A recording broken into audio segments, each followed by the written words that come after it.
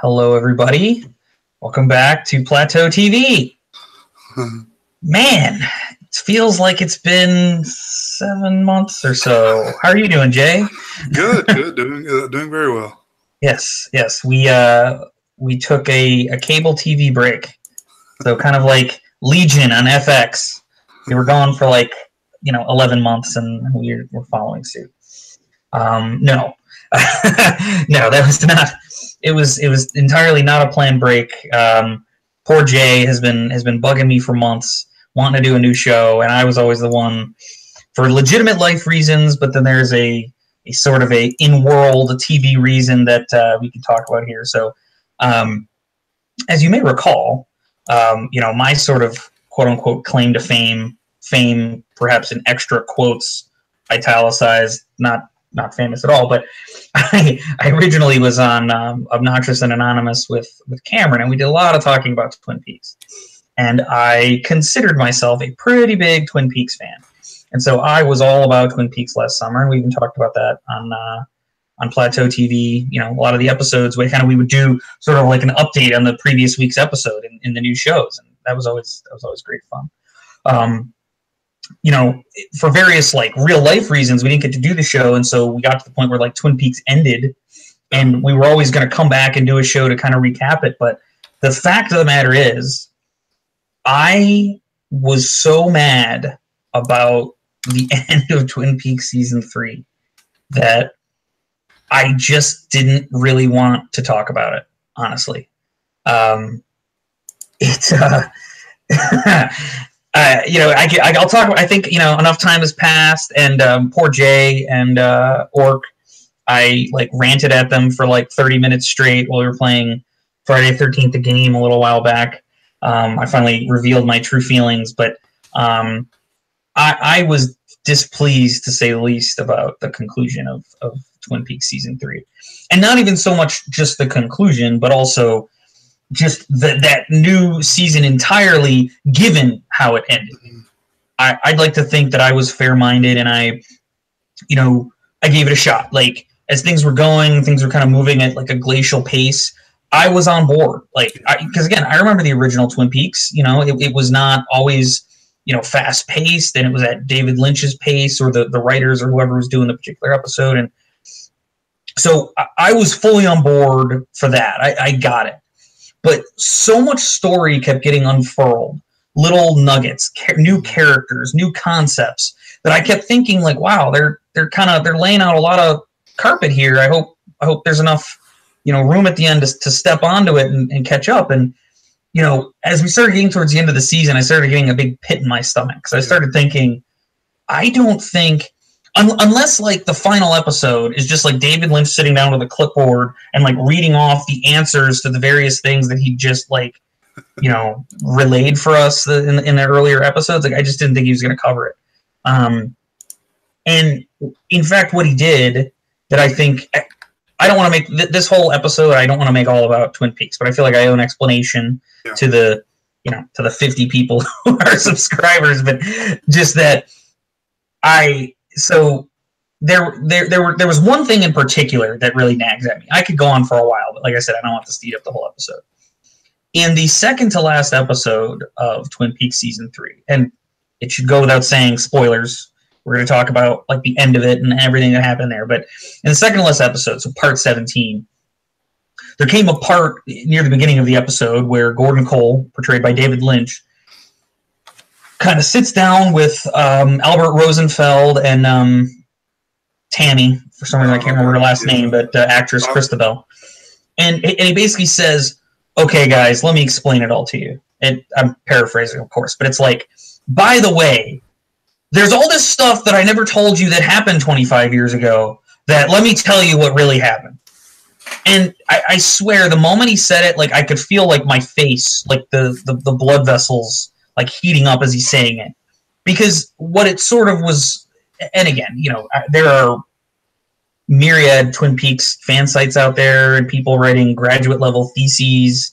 Joel Bacco, one of Cameron's frequent contributors, is on there. He's got his own Twitter account. He does all kinds of things. Smart guy. I'm not knocking Joel, but I'm just saying, he's out there writing graduate level theses to explain the relevance of the season and what the things mean. I just wanted to watch a good TV show with a good story. And have it be freaky and great in kind of the artistic way that only David Lynch can do.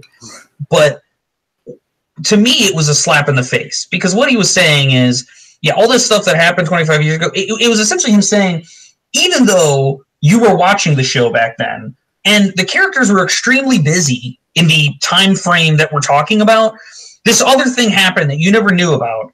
And here's how it all plays into everything.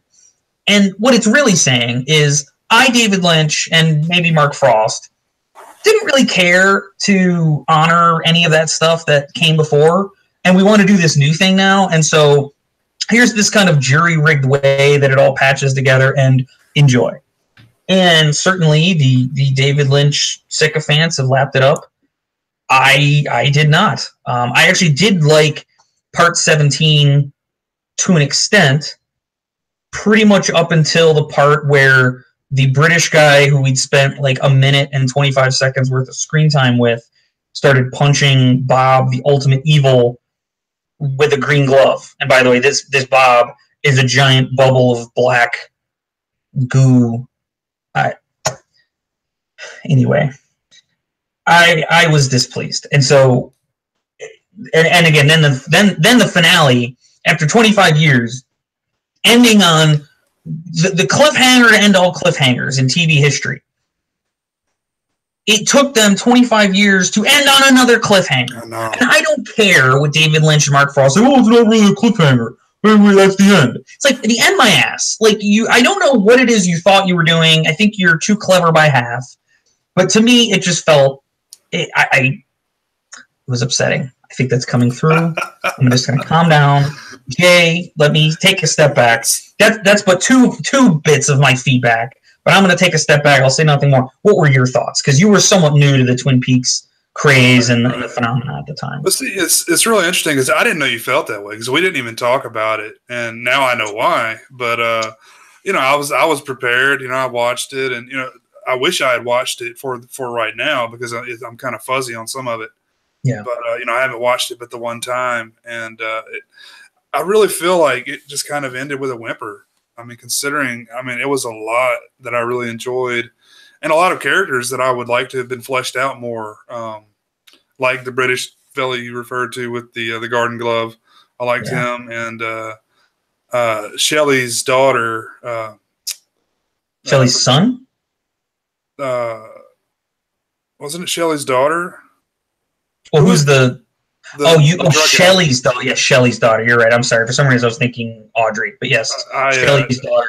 Yeah. Yeah, I had to look the names up, man. That's how long it's been for me. But she and her boyfriend was the drug addict, and they had that whole thing back and forth. Which, I'd like to see more of that. But it's like Lynch was just introducing more characters that.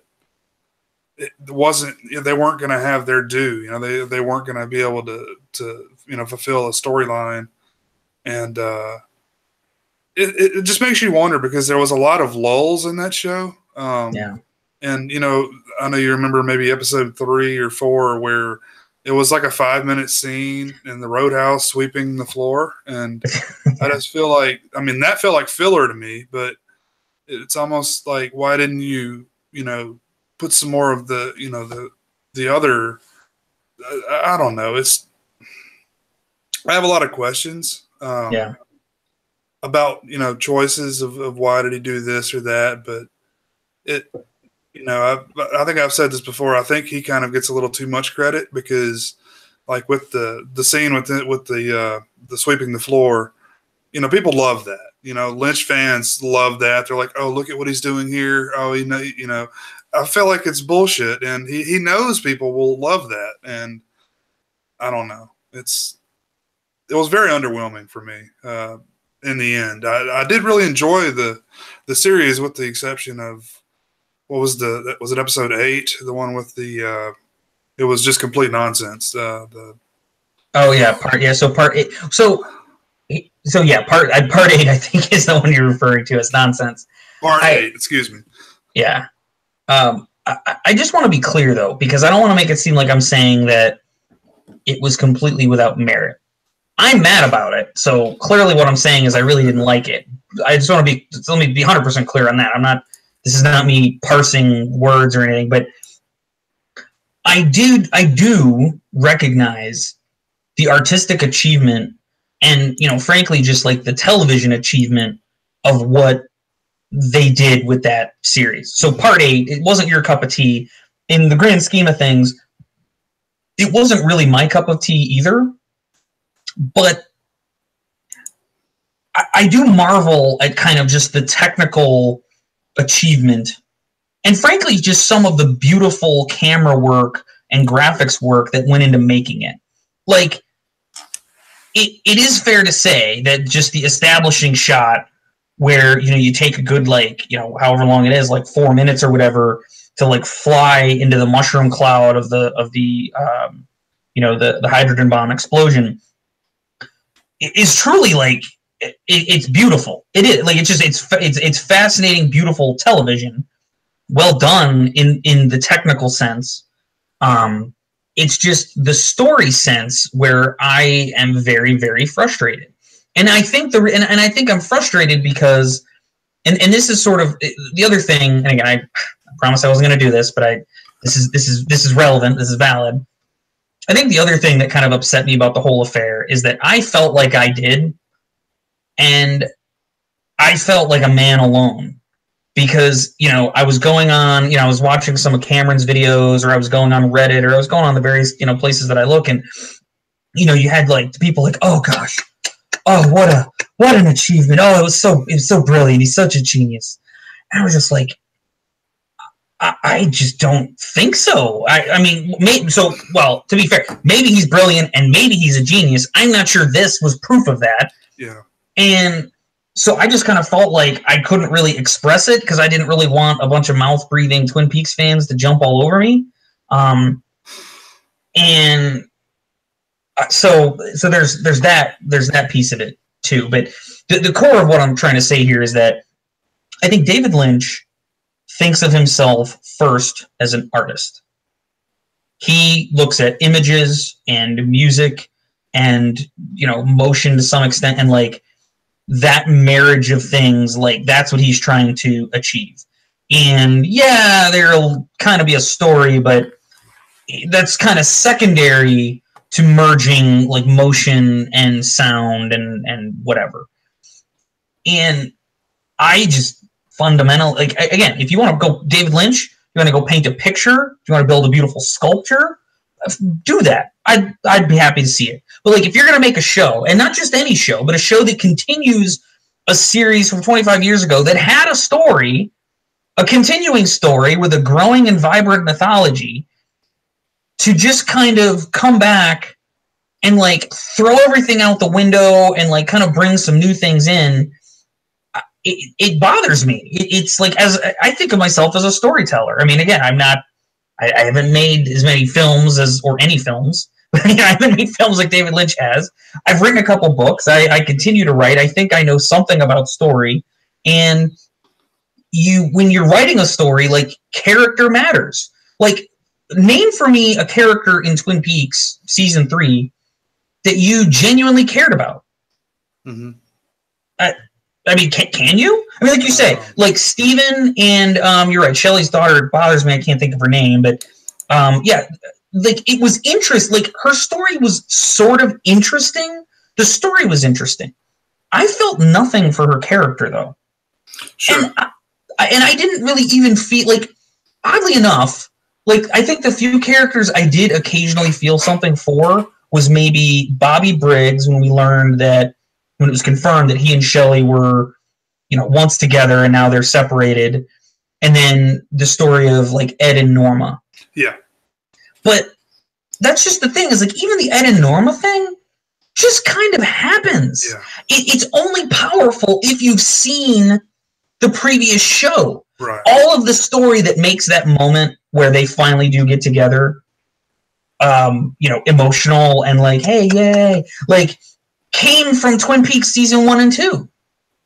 Nothing in this new show, they barely had any screen time together other than that scene. And so, that's just maddening to me. If you're going to do a show on TV today, you have to have a story. And again, I'm sure certain people will come out of the woodwork and tell me exactly what the story was and map it out, and here's why I'm stupid. Please feel free. It's the internet. But that to me was why it just offended me so much. Well, that felt very tacked on. The Ed and Norma, just like fuck it, let's get some closure for these people. You know, this a sprain. let's give the fans something. Yeah, it's. I don't know. It's so many characters. I was looking through, and I had like forgotten a lot of these people were even in this show. Like Matthew Lillard. Like I loved his performance. I mean, just amazing that he was able to give that performance in, I think, one take. He said he was able to do that in one take, and the way they just killed his character off, like I just thought that was kind of shitty. His character being killed off that way would not have bothered me as much if we knew anything about, like, who the hell are those guys? Right. Like, and I am still extremely fuzzy on just what happened to Major Briggs. Like, it's clear to me that the doppelganger went after him just after the end of the original series, and he seemed to maybe escape into that zone, I guess. But did the doppelganger kill him, or I'm not sure. And to be fair, like, I haven't revisited it. I haven't watched it 40 times, like I'm sure some people have. But I don't, like, that's the thing. Like, that was like a central mystery, and I'm still not really sure what happened there. Well, and like you say, Matthew Lillard's performance is kind of what drives that, and I'm still not really sure what the hell even happened. Well, Major Briggs was dead, but wasn't he also like 20 years younger than he should have been? Well, that's my point. Is so, yes. So, and that's because I can't believe you're putting him in a position to try and defend this story. I'm not asking you to defend it. No. It basically what happened is that he entered this zone 25 years ago. But I guess this zone did not really exist in time and space. So I think Matthew Lillard's character and the librarian, who also like loses her body in that whole situation, were entering the zone from 2016 or 2017 or whatever we were in the present day, and met him in the zone. Mm-hmm. Where there was no time. So, like, this was Major Briggs from 25 years ago, but them today, but they met. And so when whatever happened, again, I'm not sure, but, like, it was Briggs, basically he time traveled, I mean, is the short version to answer your question. So that's why he was 25 years younger, because technically, like, he jumped time and was in this weird interspatial zone thing. I guess. Yeah. But that's, I mean, the fact that I'm so fuzzy on that was a central mystery of the show. Like, why wasn't this explained? That was like the opening, wasn't it? Yeah. Yeah. So this is, I hate being such a downer. I really do.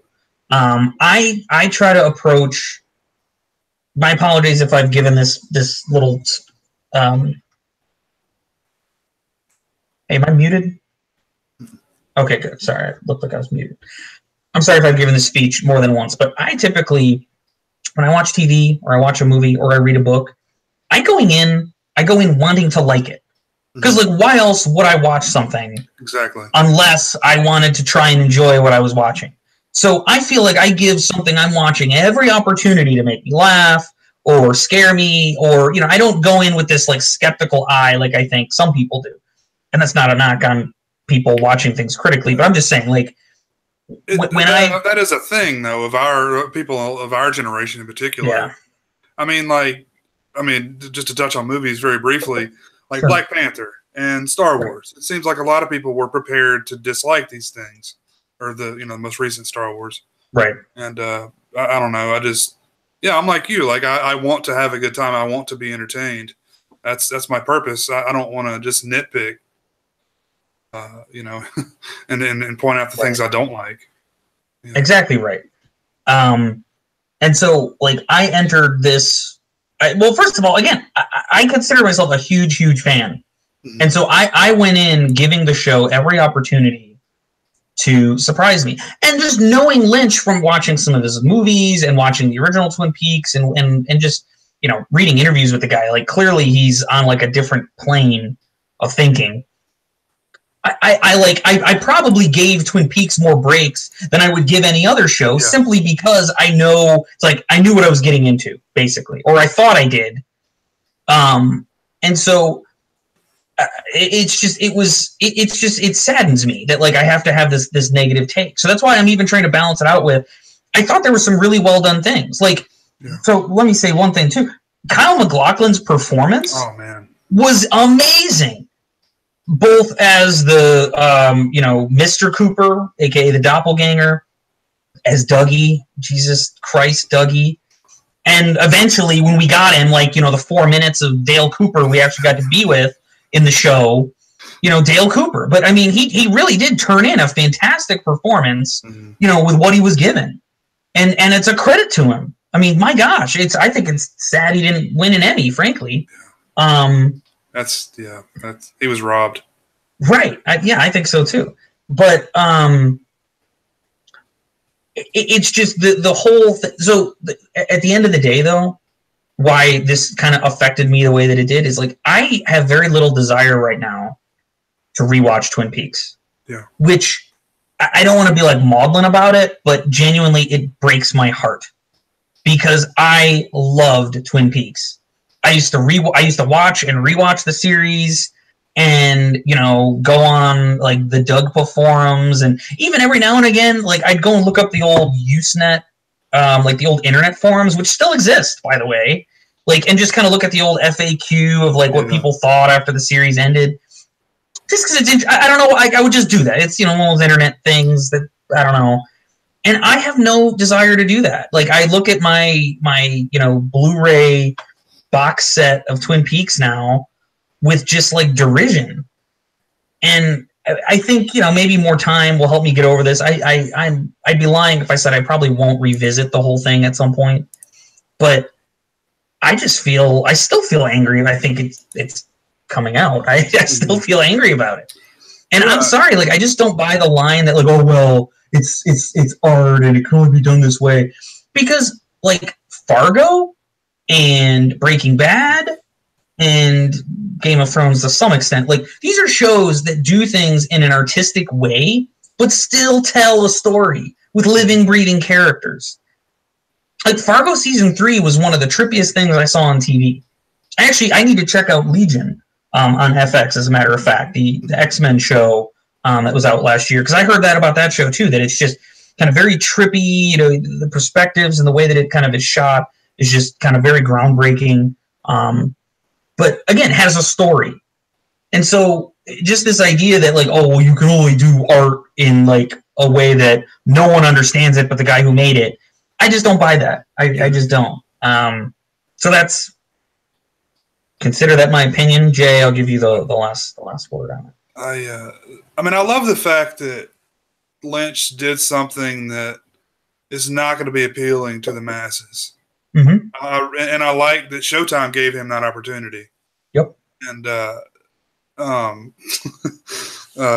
man, it's something different about that. Are we calling it season 3? Is that what we call it?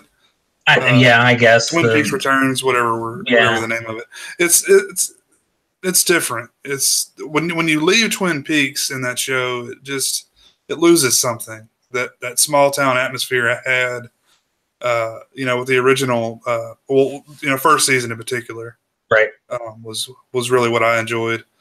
I don't know, it just feels different, but I was all in, and it didn't deliver for me, and right. I'm not. I mean, God knows we hashed out those episodes. Yeah. And in the early parts of this show, we talked for hours about a single episode. Yeah, and, like a single scene within an episode. Yeah, exactly. Yeah. I mean, but I just feel like it opened so many doors it didn't even try to close. I just needed more closure. But I mean, that just means we were 13 hours in, something like that. So Or was it 18 hours then? It was 18 parts, yeah. And, wow. Of varying length. Wow, but, yeah, roughly 18 hours, yeah. And to think, it was originally going to be 9. Lynch argued, I said, this is my final point. Lynch, when it was first announced it was coming back, they announced 9 new episodes, Lynch and Frost are back, all details pending. And then Mark Frost and David Lynch went off and wrote the script, and they just wrote a script that, forgetting that they were approved for like 9 hours, they just wrote a script. Although I think you could say if you cut out like 9/10 of the fucking Dougie stuff, it probably could have fit into 9 episodes, but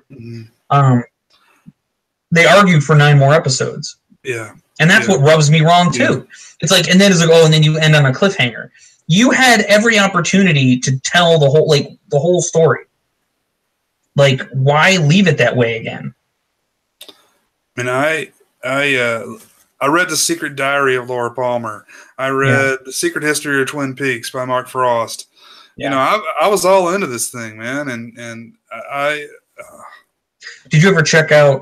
Because when we were talking about this offline, did you ever check out the book that came out after the show? That's the one I need to get. Yeah, Final Dossier. Yeah. I'm not promising that it's going to make you feel a lot better. It does explain some things and actually does kind of provide an interesting perspective on like what happened at the end. So it's still worth a read for that purpose. But you should check. At this point, you've come this far. You should check that out. Well, spoilers for anyone who hasn't read The Secret History of Twin Peaks, which it's no real surprise, but I mean, am I wrong? But it's like aliens, right? Aliens are everything. Like that's the entire premise of the show. Well, at first I thought that the book was being like that was how the Black Lodge people were being interpreted. Right. But after seeing season 3, actually, I think. Well, so there's a few things. See, you're dragging me into this hole again. I'm sorry. So I think that the evil arch entity, Judy, which, was a random David Bowie line from the movie that apparently is this evil, malevolent threat that we've known about the whole time but didn't bring up until the very end of the new show, was like birthed or unleashed when man kind of like created the nuclear age, that atomic test unleashed or created this entity. And then this entity is what created Bob, I guess. So there's that. And I think that the guy we knew as the Giant from the original show, who in this new show is credited first as a bunch of question marks, but then later as the fireman, he appears to be an alien, I guess. I mean, I think the implication is that like he is some outside force who sees like the birth of evil on the planet, and I guess like tries to like come up with like a counterpoint to that evil, which is Laura Palmer. This is another thing, by the way, that drove me up the wall. Like, God, I do have to finish this thought because it's going to drive me batty. It's just, you open the door, Jay. Twin Peaks. First of all, let me just say, stories can evolve. Again, I'm a writer, and so I fully understand that. Like, you approach a story, you have a nugget of an idea, and then as you write it, your thinking evolves. That certainly happens, and things that perhaps you thought were true maybe are more complicated than you once thought. That's perfectly fair. But you watch like the pilot of Twin Peaks, the groundbreaking, incredible pilot of Twin Peaks, and the story is about the murder of, the most beautiful girl in town, the person that everybody loves. Like, what happens in a small town when that happens? What impacts the town? What impacts her family? How do people feel about this? But beyond that, and this was David Lynch's like expertise at the time, like what lives just beneath the surface in small town America?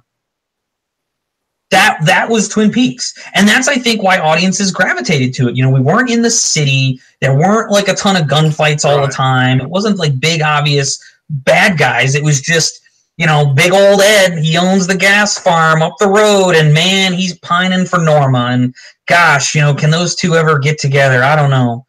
And so that was Twin Peaks. And then, you know, the show grew from that, obviously, and there's like a supernatural angle, and you learn that, you know, what lives just under the surface in Twin Peaks. Not only does everybody have a secret, but maybe Twin Peaks is a special place, and not necessarily in a good way, because there's something dark that lives in those old woods, you know? And that's fine. But now we get introduced to this concept that, no, hold on, Jay. You think that's what it's about, but really, Laura Palmer is like Luke Skywalker, okay? And she's going to save the galaxy from Judy. And we're going to shoot her in a big, like, tube down to Earth, and there's a bug monster that's going to... It's kind of like growing the concept, I think. There comes a point where, like, your story goes so far beyond, like, what it was to, like, lose credibility.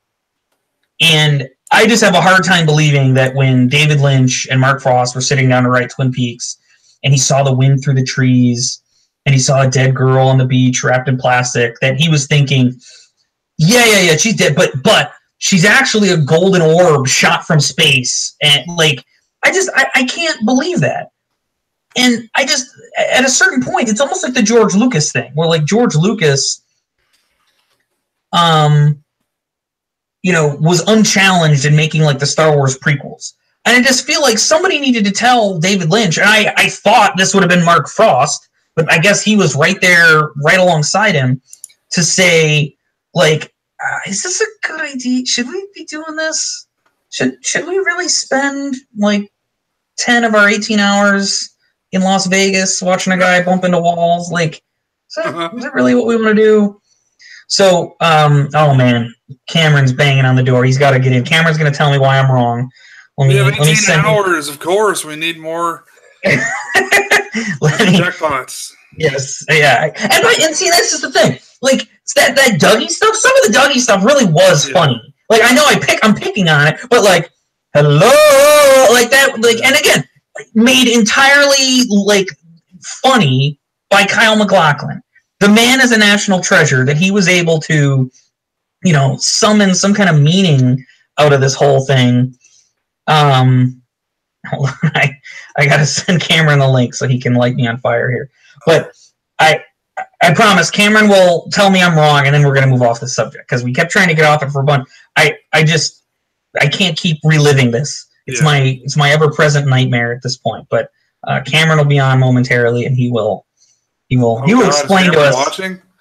He's the only person watching, because again, we didn't really announce this to anybody. Cameron, why am I wrong? Why you're not wrong? But let me try to open your eyes to another idea. Okay. Oh, okay. I'm open. Okay.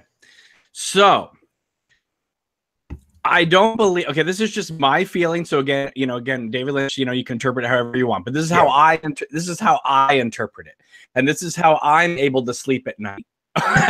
Please tell me. I'd like to know. Okay, so if the giant or fireman exists in this place, right, that where there is no real time and space, right? So past, present, future, is it future, is it past, blah, blah, blah. It seems to be representative in that place, same as, let's say, the Black Lodge, because it's black and white with this like 1930s type of music going on, right? But it's like futuristic with, with the dune, oceans, and all that stuff, right? Yeah. Okay. Here's what I think.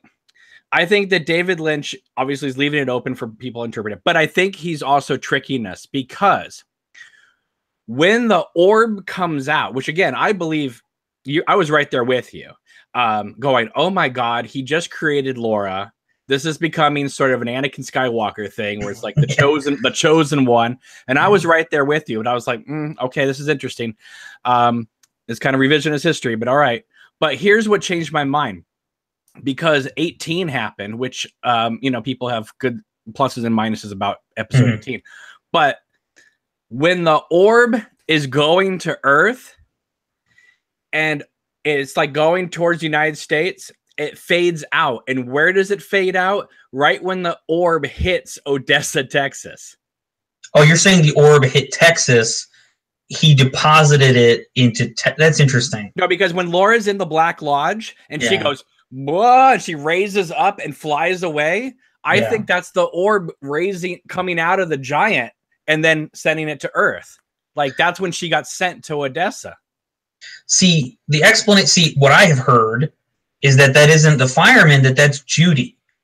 Because the sound or something that like occurs, her being sucked away, is like the same as when she's sucked away in the woods from Dale, and that's Judy like trying to pull her away because she's the only thing that can like destroy her or whatever. But the thing is though, when Dale goes and gets her in part 17, and then when he comes back and gets her in part 18, it looks identical. But if you actually look at the footage, it's different shots and different reactions from him to get the feeling like he keeps trying to do the same thing over and over again, and she keeps getting taken away from him. Because I kept wondering. So you're suggesting that is true, that he's been trying to do this, but he can't, and so what's now happened is the fireman pulls her away so that he intervenes to deposit her where she needs to be so that Dale can kind of find her through like another mechanism or whatever. Well, the thing is though, she says, where are we going? And Dale says, home. Yeah. And it's kind of like this big Yahoo moment. And it's like, this is really cool. He's changing history, blah, blah, blah. But then you start to think to yourself, why is he going to take her home? I mean, Leland's just going to kill her the next day. Like, that would be ridiculous. But when they're walking through the woods, they do show there's a brief shot of the smoke behind Jack Rabbit's palace. And I'm thinking maybe Dale's taking her back to the fireman. Like, that's home. Maybe because there's that lone shot, like the very opening shot of the series was Dale with the fireman in that black and white world. Yeah. And I'm not sure we've ever really understood when. That's even a question to ask. There's two theories I have, which is either that opening scene actually takes place before season 4. Yeah. because he's aware of Richard and Linda, right? Yeah. He's aware of it. Or that scene takes place when Cooper is in his coma. And when he says, "You are far away," that's when he wakes up from the coma. That's my personal thing. It makes the most sense that he would be in that paralyzed state, conversing with the giant. Got it. Okay. Now I'm not saying that's the way everyone should look at it. That's just the way I look at it, and it seems to fit for me. Yeah.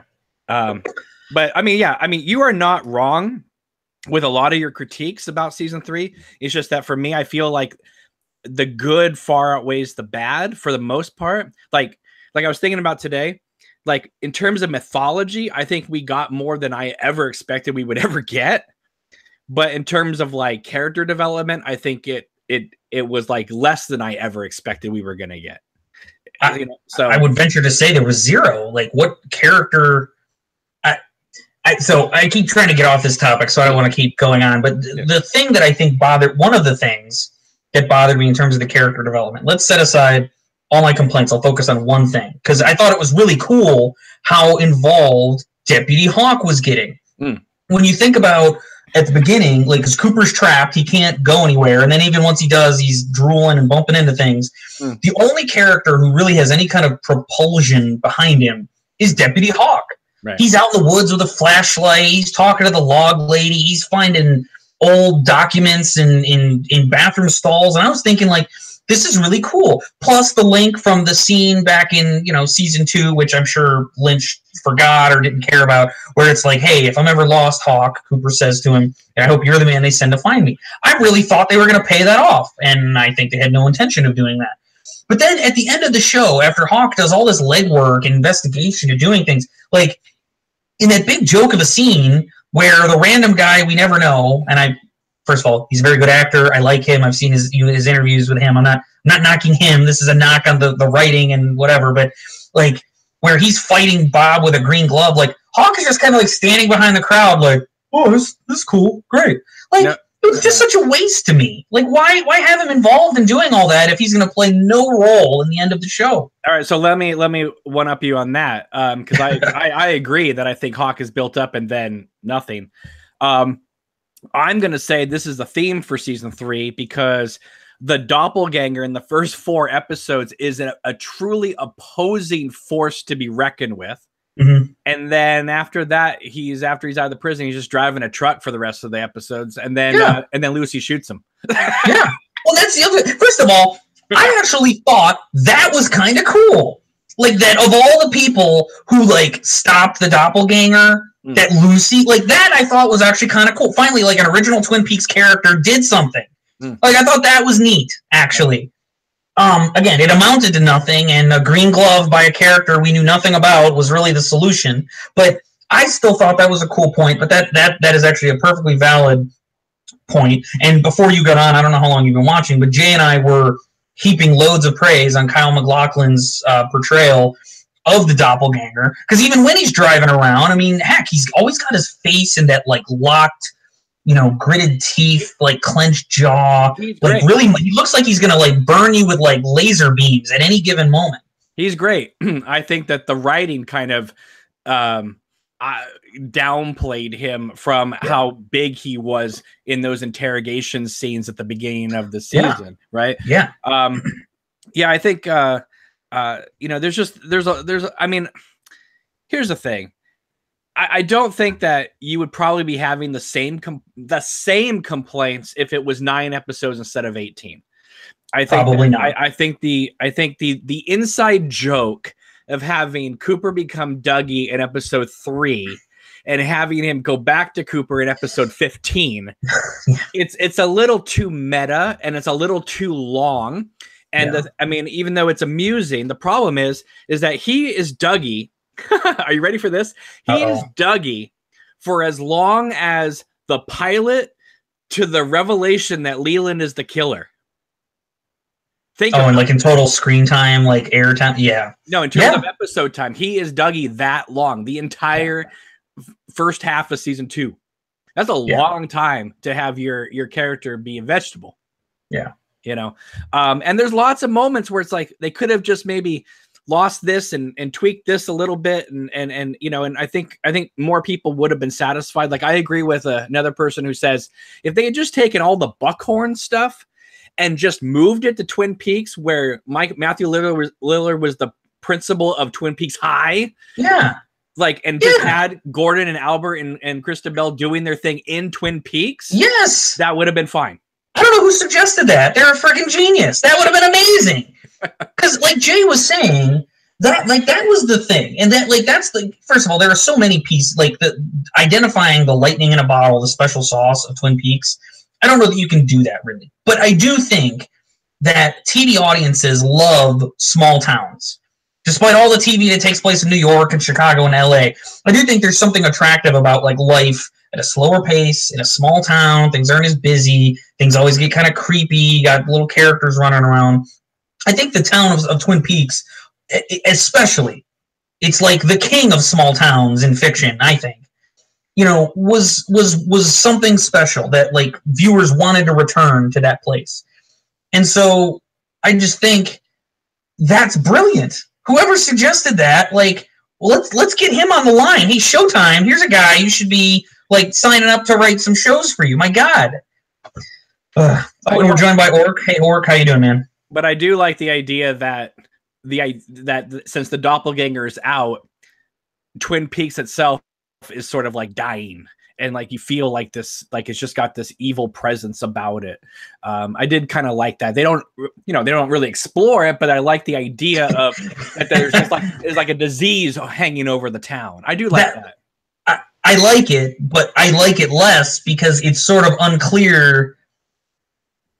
It's sort of unclear. Like, I don't know if that's why that's like that or that's just Lynch. You know what I mean? Because I agree with you. I think if you just look at it and you want to come up with a logical explanation, like, why is there these people, just this random violence and like the whole Steven and like that whole plot, like, Yeah, and just Audrey's son. Well, the Audrey's son thing is explained because he is the doppelganger's son, which there's a plot cul-de-sac if there ever was one.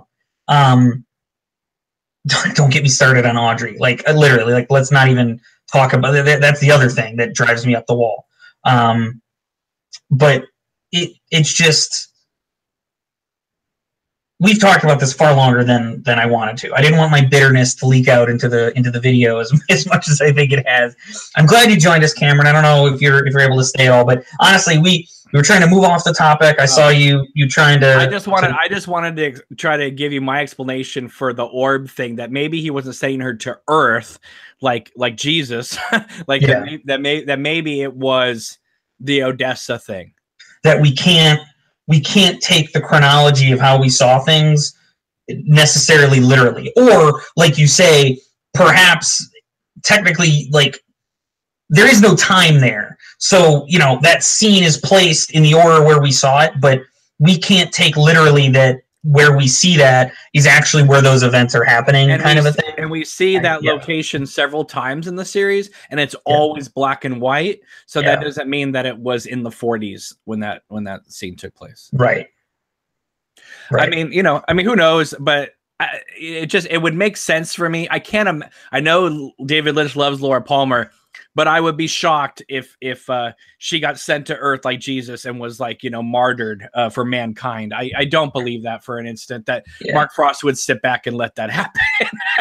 Well, he let so many other things happen. Well, so I don't know that I could be wrong, but what I've heard is that he helped Lynch write it, and then he left to do the book, and Lynch finished it and changed it whenever himself. That's true. Because I remember I think you and I talked about that offline a little bit, that that was something that happened. Or I think there might have been some interviews about that with Frost, where he just noted that we all wrote a script, but then once filming started, David started adding things and kind of changing some things around. And let's say, before you change the topic, let's just real quick. What are some things you did like about it? I mean, besides Kyle and all that, what was some of the things that you thought, well, I'm glad they touched on that? Because, I mean, to me personally, I think that if season 3, one of the great strengths about season 3, and I think this was kind of Lynch's secret plan the whole time, is it completely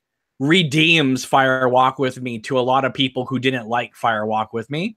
It Fire Walk With Me seems like the bridge now between the series and season 3. There's a lot of I finally understand the meaning of the owl cave ring, why Cooper's saying don't put it on, and then she puts it on. Oh, because when you put it on, you go to the lodge. Okay, that makes sense now. Yeah, it's kind of things like that. I think they redeemed the whole Philip Jeffries stuff. Just because I don't know about that. Well, no, but at least it's not a 1-minute cameo by David Bowie, and that's it. That's fair. It now plays into the plot a little bit. I mean, I think there's pretty. I think Naomi Watts was great in it. It's always great to have her in it. I don't know. There's just when the show hit. I think it still was very, very strong. And there are definitely moments in season 3 where it's wow. Just the way Albert and Gordon were doing some of their conversations was so in depth and dare I say multi-dimensional, in terms of Lynch actually giving a 3-dimensional performance as Gordon Cole. Yeah. Some of it. I wasn't expecting that. I was expecting more him still Cooper, Yeah, that kind of thing. I don't. Perhaps you weren't watching the whole time. I did give some kudos to the season. I don't think, and Jay, I won't speak for you. Please, weigh in. But Jay was not as big of a fan of Part 8, and I certainly understand the complaint. However, if nothing else, I appreciate the artistic and technical achievement that was Part 8. There are some truly chilling, mind-twisting visuals and kind of a story told purely with image and sound and motion that we are very likely never going to see anything like that ever again in a movie or TV show or anything, really. So, I'm picking on Part 8, but I think there are other elements throughout that season that just were very beautiful, evocative images. And I will never, ever reject the idea that Lynch is a very good artist and visual, producer of visual images, powerful ones. So that I would give kudos. You said Naomi Watts. Absolutely, Naomi Watts shined. In fact, we're talking about character development. You know who's the only character who I think had development? It was Naomi Watts' character. Janie E might be the only character in the entire show that I really cared about. And I'm trying to be fair. Honestly, because we saw her go through a real progression throughout the show. She's probably the only one who was given enough story to have a character progression. So, and she's a great actress. She took what is basically a cartoon character, played it up as a cartoon character, and then made her human over 18 episodes. Yeah. That's a great way to put it. And considering the fact that she did not have the script, so she was given each scene, like every actor was given each scene before they shot. So she had to create this character out of order, out of sequence, not knowing the progression of the character. And that's why I think that, I don't know if you saw, but with some of the interviews I've done with some of the actors, the guy who played Deputy Chad, right? Yeah. And he goes out there that one scene to get the mail, to get that letter that, Richard sent, or no, that Miriam sent, right? That says that Richard killed the boy, right? And he goes out there to get the mail, and Lucy sees him trying to get the mail. Yeah. He told me in the interview that he's like, one, I didn't know what I was getting. I didn't know who it was from. I didn't know anything until I saw the episode. Then I realized I was dealing with Richard in this thing. This is how much the actors had no clue what they were doing.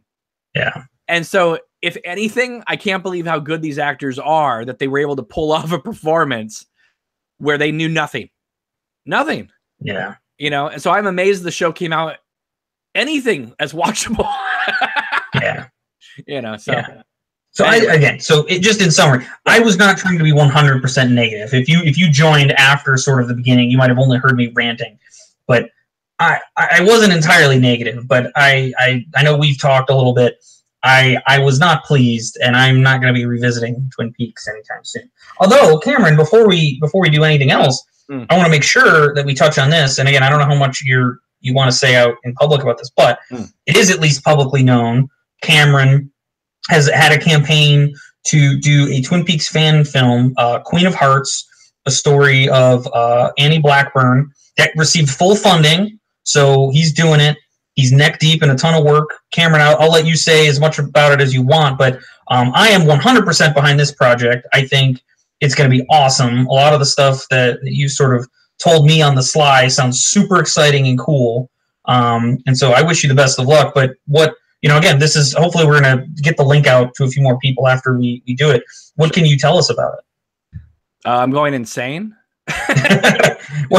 At the moment, trying to get this thing organized together, because due to my schedule, I have a block of time available to shoot this thing. Yeah. So trying to get this all ready to go by that block of time is becoming nightmarish. Yeah. So I actually have never even said this online, so exclusive, but I don't know. I don't know if this is going to be the way I do it, but if it becomes increasingly as frustrating as it's becoming to organize some of this, I might end up shooting half of the movie during my scheduled time and then shooting the second half in the fall when I have a little bit more time. Okay. Instead of just one big block. Yeah. So I would probably, because there's two stories. There's the Annie story, and then there's the whole Wyndham and Caroline aspect to it, which is also true. So I was hoping to do the whole thing, but I don't know. I may end up just having to shoot one half in a few months, and then another half in another 4 months, whatever. It all depends. But no, I'm really excited about it. I can't believe it got funded, to be honest, because I think this is like one of the most successful like fan film campaigns, I think, for something like this. So that's great. There was a lot of support behind it, and so that's wonderful.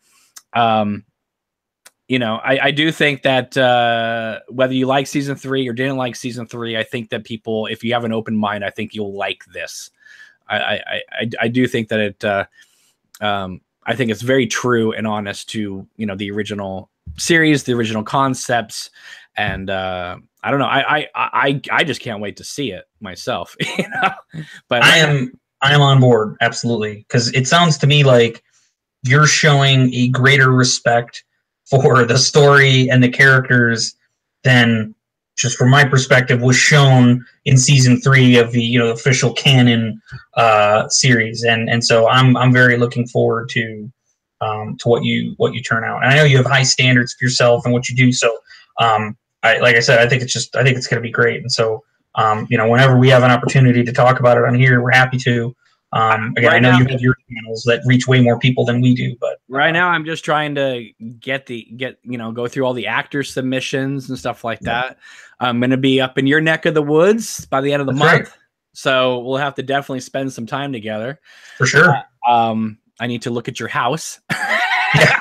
Yes. Here's another exclusive that, well, again, we don't know if it's going to happen or not, but I think Cameron wanted to use my house as a important character's house in his movie, and so I took some pictures at least the outside. Yeah, at least the outside. Yeah. So that'd be my cool claim to fame if my house is in his movie. I wish Orc could come as crowd control. That would be hilarious. That would be fun. But no, I think it's gonna be. I don't know. It's gonna be crazy. I have never attempted to do this before, which is, you know, I've done films before, but I've never done a multi-town, multi-state production. And I don't know a lot of people in these other towns and other states. So trying to find the contacts and all that, you know, I mean, you know, of course I flirted with the idea of, you know, shooting exteriors and that type of thing. And then, you know, doing what Lynch does and go into a set and, you know, do the rest. But that doesn't seem like a lot of fun for me. I'd rather be in the places and feel that energy and take it. But then comes the logistics. How do you effectively move a cast and crew around to different towns and different states? So that's the thing. So right now I'm looking at it in terms of budget. Is it going to be more cost efficient to try to shoot this thing in one block, or would it be more cost efficient to shoot one half, regroup, and then shoot a second half at another point? You know, so you know, it's it's a lot to think about. But what I want to do is not only, you know, make the film, but part of the thing of what I'm doing with the channel this year is taking people through the step-by-step process of what it's like to actually make an independent film. Right. Which I think will be just interesting and fun to do, because that gives my channel a different focus than just sitting around and talking about stuff. You know what I mean? like, you know, pouring over the details of the James and Evelyn romance. Yes. Yes. No, I think it'd just be kind of fun to like when I do auditions, you know, because they're not going to be doing scenes from the script. They're going to be doing their own monologues, whatever they're doing, whatever. I want to live stream everything. So people can vote like while they're watching, like, I like him, I like her, you know, and they won't know which parts they're auditioning for, but you know, visually, some of the people that you've posted on social media that like have submitted their headshots, and I don't know if you've done any like screen testing with them just yet, but visually, a few of the people that I have seen, like, you've got some real strong candidates for like matches for Annie, and even for Cooper. And to me, Cooper's tough because Kyle MacLachlan, like, inimitable Kyle MacLachlan. And to be fair to Heather Graham, who's gorgeous and beautiful and like not refusing to age like a normal person, you know, very unique looking too. But you've got some candidates in there that, at least from a look perspective, seem to capture what those characters are. So I don't envy you this process. I think you've got some hard calls. It's interesting you talk about Cooper, because I think that's been one of the hardest ones to try to find somebody for. I have like more people for Annie and Caroline than I do for Cooper. Really? Yeah.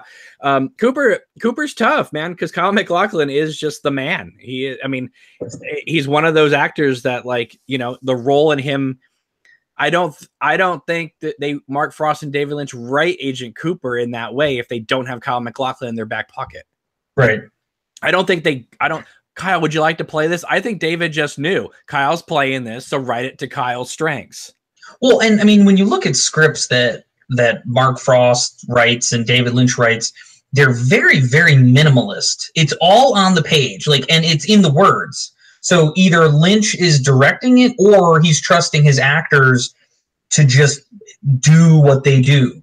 Like, you know, you read some scripts, like I've read, and again, this is a TV script, so it's a different thing slightly, but I've actually had the benefit of reading some Lost scripts. And I was always impressed at, like, some of, like, the description and, like, guidance on lines. Like, because there was one specifically that I thought was funny. It was from an episode with, Lost fans may or may not remember this. I think it was the episode where Ana Lucia died. And she steals a gun from Sawyer, but they're kind of, like, arguing. And, like, she says a line to Sawyer, but the way, like, in the script it's written, it's, you know, it says Ana Lucia, and usually, you know, I'm assuming most people have seen, like, what a script looks like out there in the ether webs. You know, sometimes in parenthesis, there'll be kind of like a descriptor for, like, what you know, how to deliver this line. And so it was Ana Lucia, and then in parenthesis it said, fuck you, and then it was her line. So it was like, say this like you're saying fuck you. And I just thought that was a nice touch. But yeah, coming back to the point, Lynch doesn't write scripts that way. It's all on the page. And so to your point, that is Kyle MacLachlan. It is, you know, clearly, you know, Lynch is telling him things, but it's not like the script is providing a ton of guidance about, like, what these people are thinking or feeling. It's purely coming out of Lynch or from the actors themselves. Well, and one of the things that's going to get an actor off the hook is that he doesn't have to play Agent Cooper trying to impersonate Kyle MacLachlan, because this takes place years before. Right. So it's more akin to Jeffrey and Blue Velvet than it is Agent Cooper. Right. Because I would argue, and I'm sure people out there would not agree, but I would argue that Agent Cooper isn't truly Agent Cooper until Caroline dies. Then, yeah, that's fair. Then he kind of becomes something else. I think before he's like, you know, he's partners with Wyndham Earle. He's kind of mentor-mentee type of thing. Caroline dies, changes everything. Yeah, he's reading about Tibet, right? It kind of changes a lot. So anyway, so it kind of gets into that. But yeah, just trying to find an actor, and you wouldn't think so, but it's hard to find an actor that has boyish good looks and also just looks intelligent. And that, you know, and just, I mean, doesn't have to be intelligent, but just looks intelligent. And Kyle just has that in spades. When you see Jeffrey in Blue Velvet, which seems to be, I don't know. I mean, I know people love Twin Peaks and I love it too, but my God, Blue Velvet seems to be forgotten about each and every day. Like I don't see anybody talking about Blue Velvet anymore. Almost like, because it's like a chamber piece or something, like, you know, it's like it almost seems like a stage play compared to what Lynch does now. You know, it's very, it's almost like real Shakespearean tragedy in a way, Blue Velvet, you know, because there are characters introduced. There's a plot. You know, some people, even Isabella Rossellini has a happy ending at the end of that movie. You know, when Kyle wakes up and you go, oh, was it a dream? And then you realize, no, it wasn't a dream. See, now Lynch would leave you with the question of, like, is it a dream? Is it not a dream? Whereas, like, Blue Velvet said, no, it was like, the whole movie's like a daydream, but it really happened, you know? Right. And I kind of miss that Lynch, that kind of give us just, you know, let us think about and dream about certain aspects of it. But for those who don't want to do that, it's still self-contained. Right. You know, anyway, but you know what, though, you talk about Lost real quick. I just want to say, I was thinking about you guys the other day, because I was thinking about one of these days I want to do a video of top 5 best and top 5 worst moments of Lost. Ooh. And I just want to give a shout out to somebody who I still think is one of the greatest directors, unsung directors in the last 15 years, and that's Jack Bender. Oh God. Yeah. I mean, he directed, I don't know how many episodes of Lost, but the fact that he was cranking those out every 7 days, they're so competently directed and edited that the guy is a master.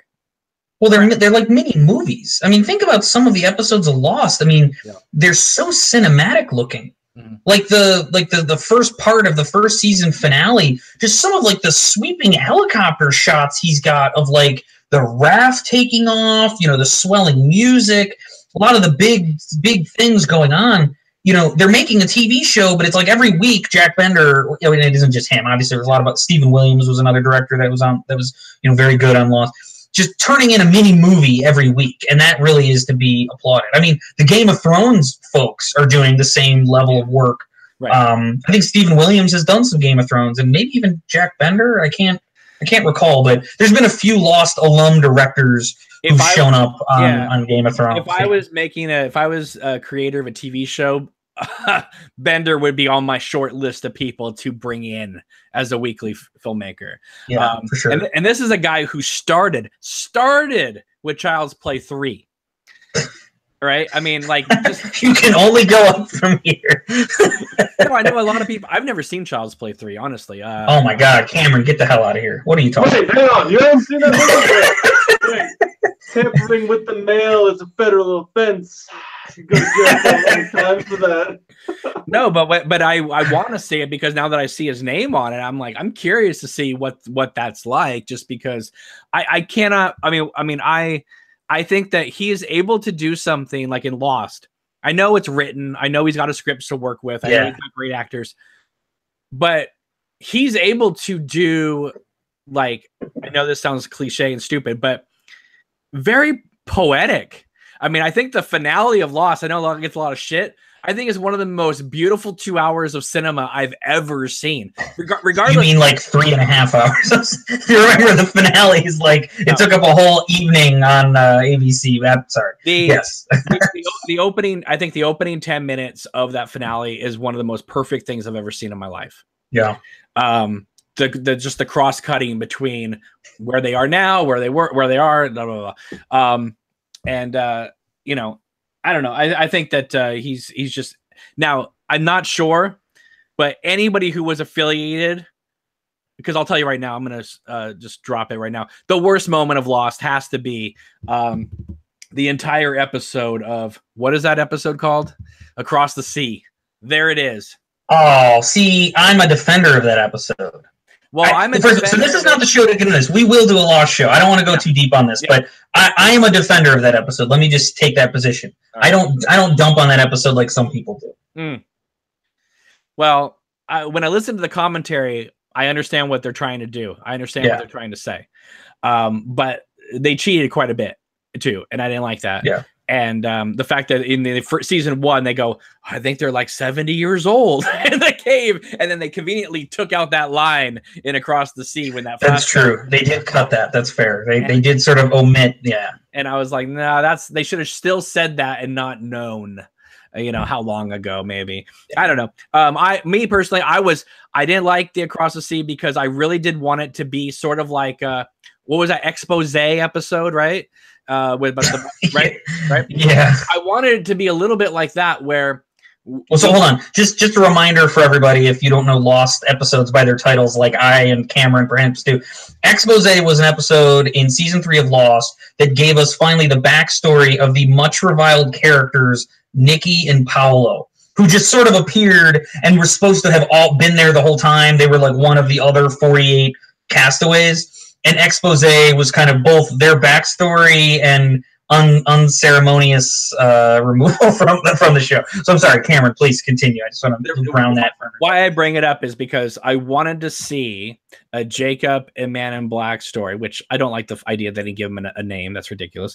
But I did want to see the key events of seasons 1 and 2 from their perspective. So that I just thought that would have, instead of just introducing them as kids for 25 minutes of the episode, how about we see when the smoke monster first encountered, Locke or something like that, like take it from the other perspective or something like that. Actually see what Locke saw. Yeah. Yeah. I mean, why not? I mean, it's like that's what I thought it was going to be. And the fact is that episode was dropped, I think, 2 episodes or an episode before the finale. It aired, it was like the episode right before. It was either right before the finale or right before the penultimate episode. Yeah, but that's what it was. I know why it was there. It needed to drop the information about the light at the end of the light in the tunnel and all that stuff. But I gotta tell you, as a Lost fan, I felt like it just sucked the air out of the whole show. And thank God the next 2 episodes were so great because. I thought, oh God, we're gonna go down a horrible mess here because it just looked horrible. I know you're saying you're a defender, but I think you can be a defender because the next 2 episodes are so strong. But I just don't mind it's funny because I was just picking on Twin Peaks for sort of just randomly inserting story wherever it was convenient. Yeah. I thought it was kind of interesting to, as we get to the end of the show, like, you know, the Jacob and the Man in Black were critical component characters and getting an opportunity to see their story. And it's a tragedy, really. Like, I just thought I liked that story. I think I'm accepting of the complaint that the story is good, the acting is great, but placing it there in that episode was the wrong move. I can accept that as a criticism, but I think there are some people who go, I think, even further than you. They're just like, oh, the whole thing's garbage. It doesn't make any sense. What are they talking about? Well, like, that's... Yeah, and I didn't like the fact that they were swapped, right? That, like, Jacob seems like the Men in Black in that episode, and the Men in Black seems like Jacob in that episode. And so you're left to think, oh, what happened over time to make them, like, swap back? But then again, you know, people go, oh, well, Jacob's this really good character. And I'm like, Jacob allowed Ben to kill the Dharma Initiative. Yeah. I don't think... Hold on. I don't know that it was ever, like, declared, like, Jacob is a good character. To me, Jacob seems like the ultimate, like, libertarian. Like, Jacob, really, I mean, it's like Jacob's perspective is like, listen, you know, inherently there is good in people, but they have to choose to do it. And so Jacob, in fact, I think that's kind of like why he did or didn't do anything throughout, like, the majority of Lost is, you know, people are broken and I'm bringing them here, but it's up to them to, like, figure themselves out. Like, what am I going to do? Like, what am I going to tell them? And he really only kind of, like, takes a more active role at the end because it's like, okay, if I don't do something, like, the world's going to end. So all I'm saying is it's like, you're right. Jacob is kind of hardcore and, like, a jerk. I mean, think of in the Richard Alpert episode, his backstory, like, he beats the crap out of Richard, like, pretty brutally. Yeah. And so I don't know that it was ever portrayed like he's, like, the good. I mean, he clearly is portrayed as, like, good, but I don't know that he's ever like, oh, well, listen, perfect Jacob. You know, that kind of thing. He's good compared to someone else who eats people. Well, right. Yeah. Yeah. For sure. But I mean, listen, one of the top best scenes, and we, you know, of Lost, and I'll let this go, is when I mean, you want to talk about dropping information out of nowhere, and yet it being so incredibly awesome that it just feels like of a piece, is the opening of the season 5 finale of The Incident, when we first are introduced to Jacob and the Men in Black, when they're just sitting on the beach looking at the ship. Yeah. And just the way the music sounds so, like, ancient, and the Man in Black walks out and he's just like, good morning. And you're like, oh, you want some fish? And it's like, it gives me the creeps. That Lost had a great... It's funny because on the Sausage Factory yesterday, and I encourage you to watch it. It was the second part of a Steven Spielberg retrospective. But we were talking about how, like, Steven Spielberg, when directing, like, Jurassic Park, had, like, a way of capturing kind of, like, the awe and the wonder of, like, dinosaurs and things, and that some of us were sort of longing to see, like, what a James Cameron version of that might have been, because he kind of wanted to make it like hard R. Let's have the dinosaurs killing people, and again, Spielberg did that, but he was probably trying to do more like Aliens, where Spielberg was trying to build up, like, you know, these are animals, this is a majestic kind of thing, and whatever. But it selling like that simultaneous, like, the beauty and awe, but, like, there's always this, like, undercurrent of, like, creepiness. To me, that's actually more like Jurassic Park: The Lost World. And I know I received a lot of pushback on that yesterday. I like that movie, and it doesn't seem like a lot of other people do. But it like Lost, I thought, was a show that did a really good job of balancing that, where it's like these people are in this beautiful location, but there's just this undercurrent of something else. It's like it's unspoken of in many episodes, where it's just things aren't quite right, and the characters know it, but they don't always voice it. And, like, the music tells that story perhaps more than the visuals ever. Yeah, yeah. And, well, Michael Giacchino is amazing. But, you know, the irony of what you just said is that Lost and Jurassic Park are the same island. That's true. That's a fact. Yeah. So, in fact, I'm pretty sure I'm trying to think, because, like, the waterfall where, like, Sawyer and Kate swim, is that the same waterfall by the helicopter? Like, there are definite locations on Lost that are, like, taken right out of Jurassic Park. I'm trying to think of. Well, I think where they play golf is where the Gallimimus dinosaurs like almost run over Alan Grant and the kids, and then the T-Rex pops out and starts eating them. I remember when I first saw the pilot of Lost, and they're standing on the beach and they hear those roars in the in the woods and in the trees, and then things are moving around, and the guy from the Lord of the Rings just like, what the hell, what's going on here? Yeah. I remember thinking when I first saw the pilot, I thought, oh my God, are there dinosaurs on this island? Because I was thinking maybe that this was some sort of J.J. Abrams version of Land of the Lost, right? Lost. Yeah. I thought, oh my God, there's going to be dinosaurs on this thing or whatever. Obviously, that wasn't the case. Nanobots was the theory for the longest time. Anyone remember that? Jay, did you watch Lost when it was on the first time? Did you ever hear that theory? I didn't make it through the first season. Oh my God, Jay, you're killing me. I'll tell you one thing. A lot of people really loved the first season of Lost. I didn't. I liked the opening of like the first 4 or 5 episodes, but I didn't really get into Lost until season 2. That's when once they introduced once they got like the hatch into the hatch. Well, there was the hatch, but no, once they captured Ben. Oh yeah, and the introduction of that. I mean, I liked it, but then that turned everything, because then we got to season 3 where we got to meet the others and all that. Yeah. And then it became more interesting to me than just a survival story, like, I don't know, like all the stuff with like, I know season 1 is like critically acclaimed. And I loved it for the first part of it, but I just kind of got like, I don't know, for whatever reason, I've kind of fell out of it for a while. But then when I came back, season 2, 3, 4, and I think season 5 to me is, I think, the best season overall. I think because I've never seen anything do time travel that well. It's shocking. Yeah. The advice I always give people, and Jay, I don't know if you made it this far, I always tell people to get through, and again, I know people will say like, oh my God, like if a show doesn't grab you within like the first like 2 episodes, it's its own fault. But I always advise people to try and watch till at least it's like episode 10 or 11.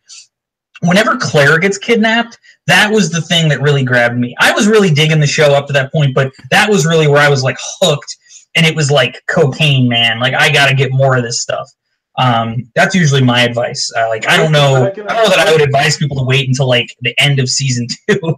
But I would say the same thing about The Shield. I think season 1 is solid. Yeah. But season 2 is when it becomes an addiction. That's fair, because I think season 1, even though the whole show is serialized, but season 1 has a ton of very standalone episodes. Mm-hmm. Season 2 certainly has standalone episodes, but there's always like little mini arcs. And by the end of The Shield, like the whole thing is one big long serialized arc. But that's a fair point. That's certainly fair. Season 2 is such a roller coaster that when season 2 concluded, I actually had tears in my eyes because, spoilers, they pulled it off. They did it. They got the money. I mean, it's like, oh my God, I felt like I had just gone through this hell with them. You know what I mean? I was like, and I love when a show can do that. And that's why I think shows ultimately will become better than movies, because I think that's already happened, frankly. No, it has, but I hate to say that because I'm such a movie fan, but I love the idea of going deep into a story. Yeah, I mean, you talking about Jurassic Park real quick, Steven Spielberg, the awe and wonder, but then he completely negated that awe and wonder in Lost World. Like, there is no more awe and wonder. It's just death and destruction now. Yeah, wait, is this the announcement for Twin Peaks fan film, the TV series? Fan TV series, or? That'd be epic. The YouTube Red series. Jeez. All right, guys. Hey, I've completed the project, and thanks for your donations. We raised $55,000, and then it's like the first video goes up, and it's like YouTube has removed this video. You're like, God damn it, son of a bitch. I thought it'd be great to be like make an announcement like, well, instead of making a fan film, we've now extended it into an 18-part. Part 8 will all be black and white, shot in Eric's house. So. We're gonna zoom in on the paint on my wall for. No, I'll just film your cat. and like take like 3 frames of your cat over a month and just make her like the woodsman just moving through the house. Yeah. When you release the DVD, can we get like a special behind the scenes like part where it's like Cribs Eric edition? He's like, yo, this is where I watch my movies, my 90-inch TV. Here's my kid. What's up? Well, Hey. you know what I'm hoping to do is when I'm up there in March, I'll be doing some various live streamings and stuff from some of the locations. But it would be fun, Eric, when I'm over at your house, that we should do a video of you and me, like actually like on camera together. Be like that would be just kind of like start with like you and then like do me, but then like I'll like step into your frame or something like that. We're spoiling this for for all the 5 people who will see it. But yeah, that'd be nice. Listen, I think we took way too long on Twin Peaks. I did like the Lost Diversion. We were going to get into some other show stuff, Cameron. You're certainly welcome to hang around for it, but I know you've been busy. I'm not sure how much TV you've been watching lately. Well, what shows are you covering tonight? Well, so honestly, we were taking it slow. So since we were joking that we took like a cable TV break, it's been months. Honestly, Jay and I were going to catch up on what we've watched since we were last on, and there's a ton of things. Both like rewatching new things. I've got some other things in here, just like what are some new shows that came out in the intervening period that are worth catching. And I had a couple of topics, but it was all kind of depending on time. But we're going to start with sort of like what we've been watching lately. Well, go ahead. I'm listening. Sure, Jay, sir, you made a list, and I want to honor your list. What and I don't know if you want to start with like all the way back in like August or whenever the hell our last episode was, but what's kind of out of date. Like what have you been up to the past few months? Jay, pilots only. Yeah, well, Curb Your Enthusiasm came back. That's true. Did you guys get a chance to check that out?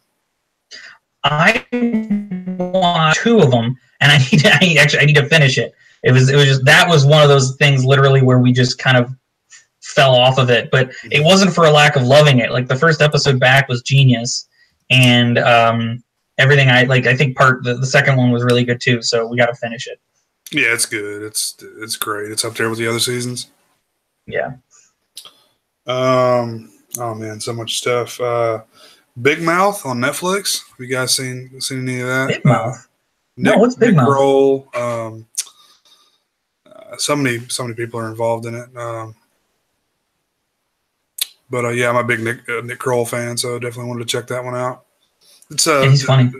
Yeah, it's animated, so it's very very vulgar and graphic. Basically about these kids going through puberty.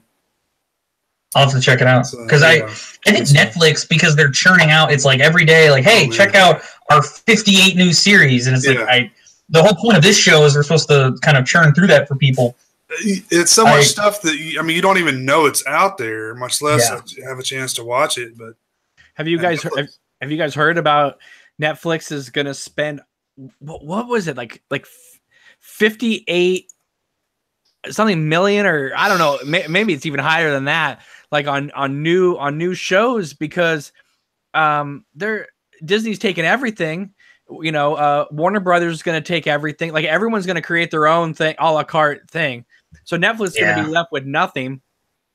And I mean, this Cloverfield paradox thing that happened, I liked it, by the way. Okay, I just want to be on the record. I liked that Cloverfield movie. I didn't see it, but very few people liked it. But it doesn't matter. Very few people like Bright. No, but it doesn't matter because the eyes clicked on it. Yeah, right. And I mean, and this, but what they got to be careful with is this. This movie appears right after the Super Bowl on Netflix. They can't have these movies be bad. Otherwise, it's going to become straight to DVD, like straight to Netflix. Oh, it sucks now, right? So that's why, like Annihilation, which isn't doing very well here, but it dropped in Netflix overseas. Yeah. Right? But I'm saying if they created a movie where it dropped on Netflix and it was quality, then that would be something. But I'm hoping to see what happens with that, because right now people are not digging this drop to Netflix thing because the movies they're showing people aren't liking. They got to put out one that's great. I liked both of those. I liked Bright too. I mean, I'm not saying it was the best thing I've ever seen, but I mean, for something that's on a service that I already pay for. That's what I'm saying. But if you had gone to a theater and paid full price to see Bright, you may have a different feeling than I wouldn't have seen it. There you go. I wouldn't have paid to see Bright. I did pay to see Annihilation, though. Yeah. Or my Movie Pass paid to see it. Right. But yeah, so I'm curious to see what's going to happen. But Netflix right now is I'm fascinated by this by this idea of just, you know, creating this way of seeing new entertainment, new movies, new TV shows. But the problem is that like you said, they're dropping so much almost every day. You cannot even keep up at all. And so I think that, you know, yeah, they're creating an area where people can just make shows. But now there's an overabundance of shows. Still, no one's going to see them. You know, it used to be you had to like do all this stuff to get your show made. Well, now you can get your show made. Now the problem is getting it seen. Man, I've heard nothing but great things about Netflix as far as the freedom and creative control they give filmmakers. So I'm all for it. I mean, if it's a platform that allows stuff to come out that wouldn't have otherwise, I think that's great. Yeah. So, but I mean, there's so much stuff that you're right. I can't keep up. I'm not even, haven't even heard of this stuff before. And now with Disney buying Fox, or it looks like they're probably going to, their streaming service is going to be Fox and Disney. I mean, and they're going to kill it with their Star Wars TV show and everything else they're creating. And they're going to charge $8. That's it. They're going to be under Netflix by $3 or $4, and you're going to get everything of Disney's library and all of Fox's library and whatever else and if they get Hulu too, they'll port that over as well. And the other, like the competitors to Netflix too in the streaming space have been pretty smart about their go-to-market plans, because when Hulu timed it perfectly. When Netflix had to raise its prices back in was it October? I can't remember, but they notched it up by like $1 or so. Hulu's official prices remain the same, but they sent this promotion out, which I took advantage of. It was basically like, hey, submit this code, and even if you're an existing customer, you can get the standard Hulu service for just $6 a month. And so I have Hulu, and I'm paying $6 a month for all those movies and all their unique content. I think that's pretty smart. And so if Disney, Disney Fox, however that turns out to be, is they're underselling it further, hey, this is just $8. Netflix is going to have to get creative with its pricing model, I think. Yes, they definitely do. But yeah. What do you think, Jay? I mean, I just cut the cord on my satellite dish, so I was going to mention that on here. So I'm all for both of these services. Netflix, I have Amazon Prime. Netflix and Hulu are probably going to be staples of mine, because for one, Seinfeld is on Hulu, and I'm always going to watch Seinfeld nonstop, and it looks great display on there. They didn't ruin it or chop it up or anything. And now Netflix just got Comedians in Cars Getting Coffee, so they're going to put new episodes of that out. So yeah, I'm on board for both. Yeah. Still hundreds of dollars cheaper than satellite. Sorry. Oh God, yeah. But for sure. But the problem is that when everything becomes a la carte, you may still be paying your digital subscription fee, but at least you're paying for stuff you're going to watch, right? As opposed to 500 channels that you skim through with your channel guide. But I mean, even still, I still spend more time, and I know it's an ongoing joke. I spend more time scrolling on Netflix than I do watching. I'm sure you guys probably have a similar experience on there. Do you have Shudder as well? Mm-hmm. Okay.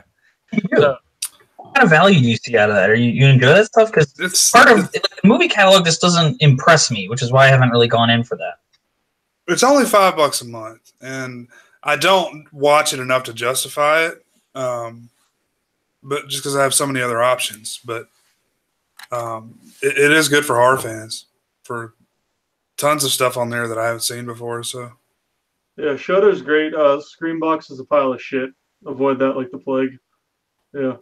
How much is that? $5, I think, too. And then Full Moon's like $7.99, so it's $8. And I'm like, no, I'll just take Cinemax or Showtime. Thanks.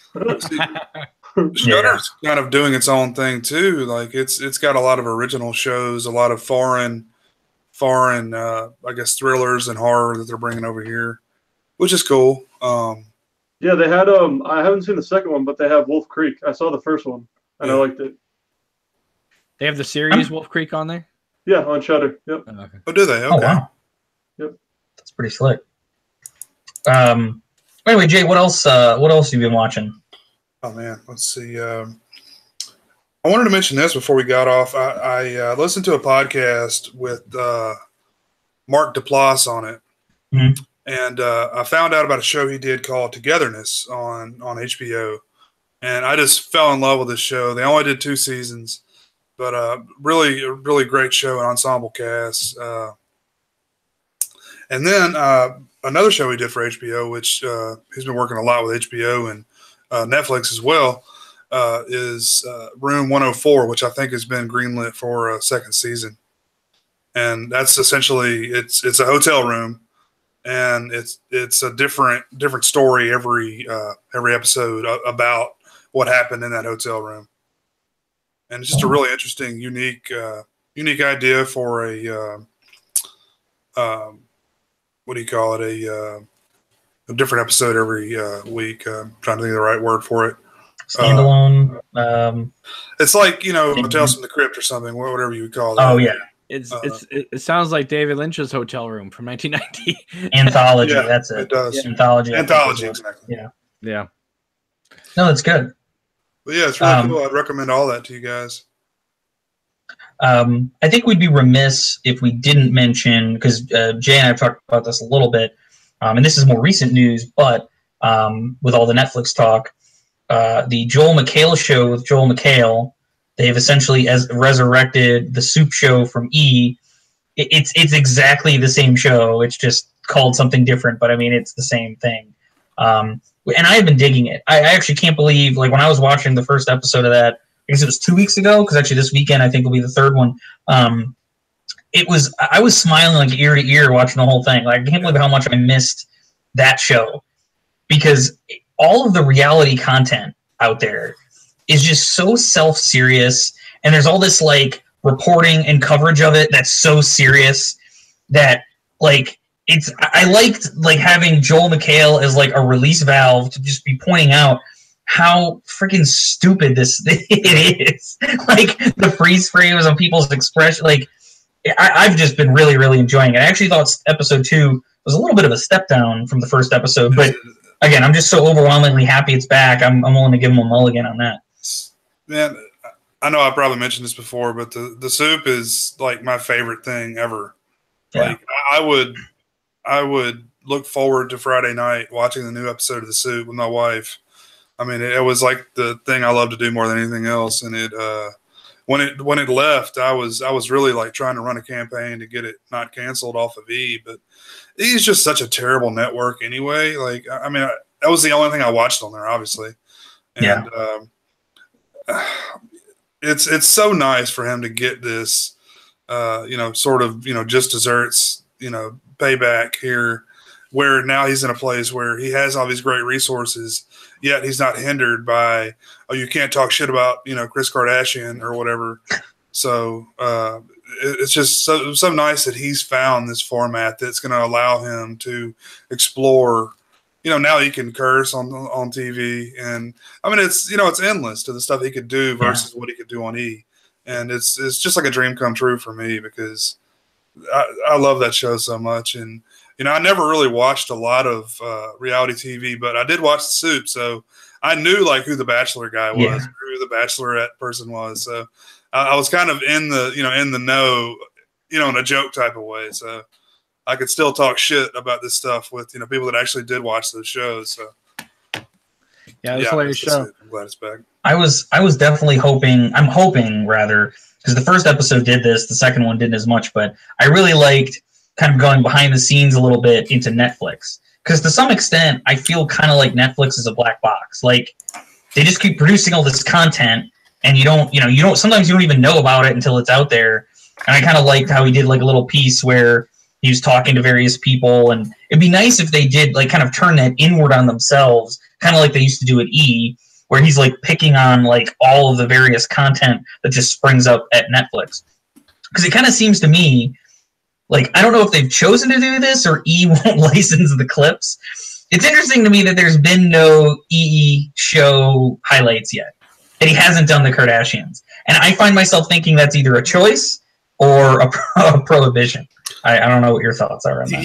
Yeah, it makes you wonder. Yeah, it really does. But man, do you remember the last season of the Super? Maybe the few last seasons, like they did like a big WWE thing, and then they did one thing like a NASCAR race, they started doing live shows, which I didn't like as much as the regular scripted shows. But it was just lots of oddball things, were I guess suggestions from the producers at E, to get ratings. Why was that show?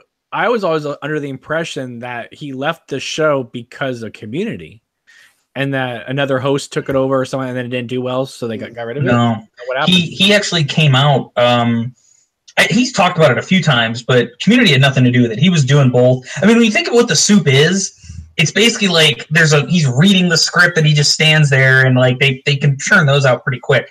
I think when Community came out, he may not have been as involved in the writing, but he was still doing the show, and that wasn't it. Basically, what happened was the show like used to survive on reruns because like Jay was saying, like the new episodes would air on like Fridays or whatever, but then it would air like 50 times throughout the week at various times. Well, E was like just populating the network with so much reality stuff. Plus, they were also starting to carp about how much they were picking on some of the other shows, and there are some rumors that like the Kardashians were getting kind of pissed off that he was like making fun of them so much. But I don't know how much I believe that, because they would always appear on the Soup. And so like I don't know if they were just doing that because they just got to have their face in front of a camera, or they really, it's all in good fun. I don't know. But it sounded to me like it was more like a business thing where E wasn't showing their reruns anymore. The only time they would show them was once a week, and it had something to do with writers' pay, where it's they credited them as producers and not writers, so they were able to get away with not paying them at the one time. Right. So they would only show it once, so they only had to pay them like a certain amount of money. And then because at that point, because the Soup was only showing like once a week, and on Fridays too. Like, who's watching that much TV on a Friday unless you're like a loser, like, well, maybe like me, but like me too. Yeah. It like people just weren't watching it anymore. I mean, I'm sure their DVR numbers were probably pretty good, but that's essentially what happened. Like, because then he was like, "Oh, well, your ratings are down, so you gotta go." I honestly thought he was just overwhelmed with Community and just just left. No.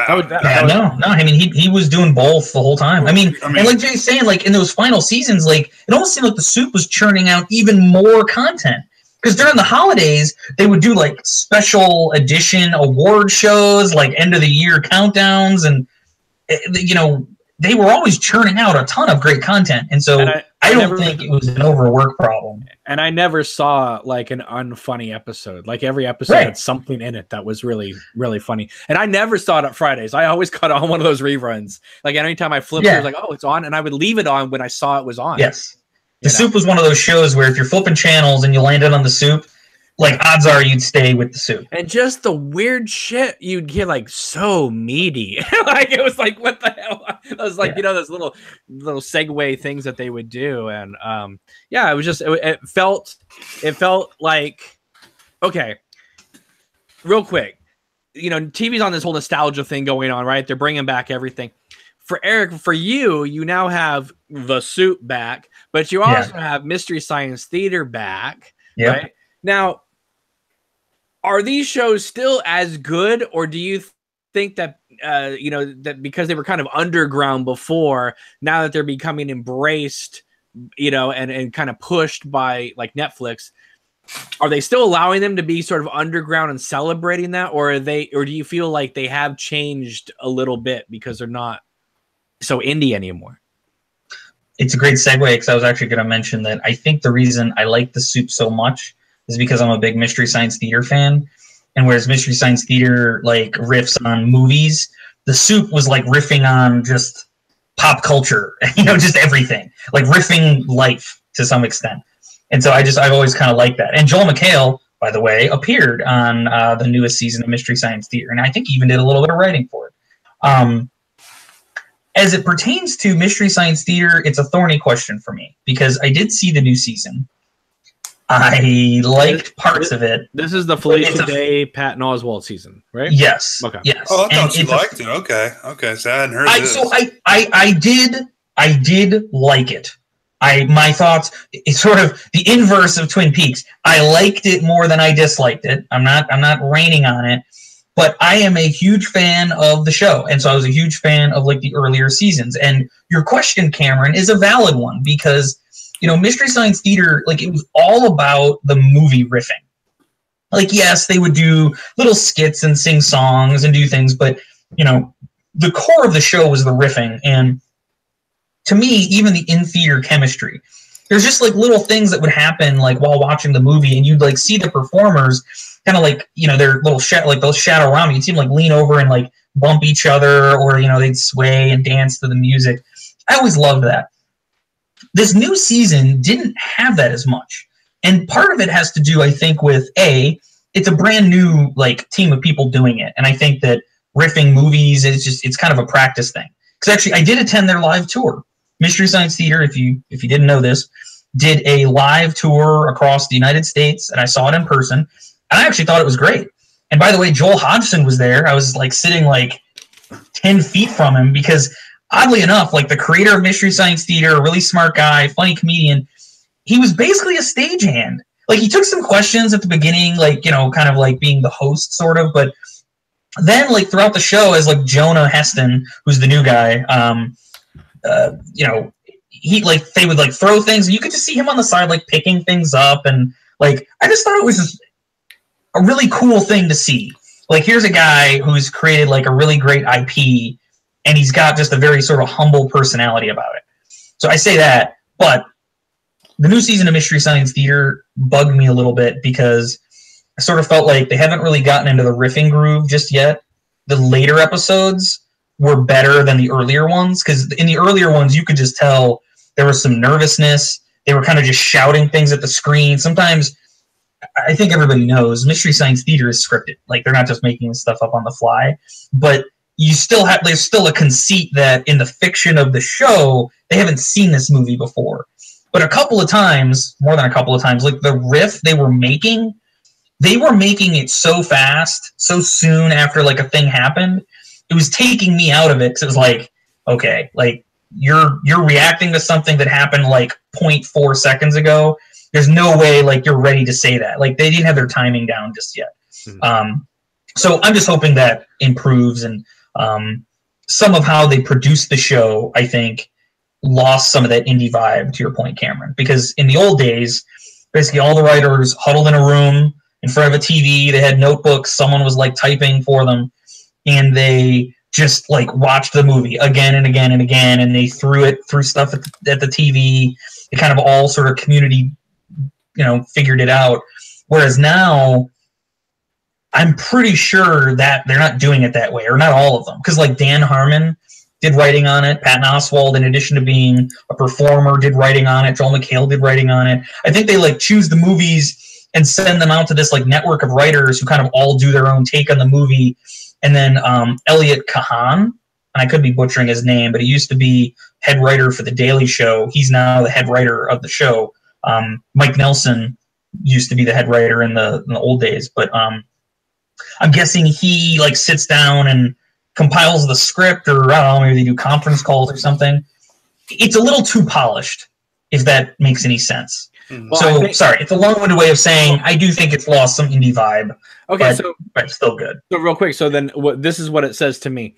That used to be like this underground thing of like fans that would get together and create this thing, but then it became super popular and it's coming back. So now all these celebrities want to be those fans and celebrate. So it's almost like it's Hollywood doing this to Hollywood. It's not the lower man going against the man, right? It's now like the Hollywood commenting on itself, and that's never as fun.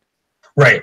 And frankly, like, part of, I think, the appeal of Mystery Science Theater is that the reason that the comedy, I always thought, felt so fresh and unique is that everybody on the show, well, mostly everybody on the show was from the Midwest.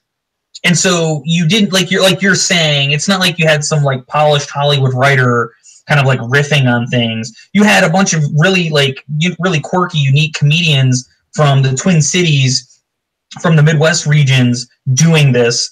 And so they would make a lot of like commentary kind of like about the coasts and about culture that you didn't really get, I think, a lot in like popular television, because all the writers are in New York or all the writers are now LA, you know, and I don't want to get political, but I mean, you know, there are those bubbles and you kind of see the world one way when you're from there. Whereas in the Midwest, flyover country, I think you were getting some perspectives and like a freshness that I don't want to say the new show is lacking it, because I mean, it's not like everybody is in LA and New York who's working on it, but to your point, it is a little bit of Hollywood riffing on itself now, which isn't quite as fun. This is why I love Red Letter Media, okay?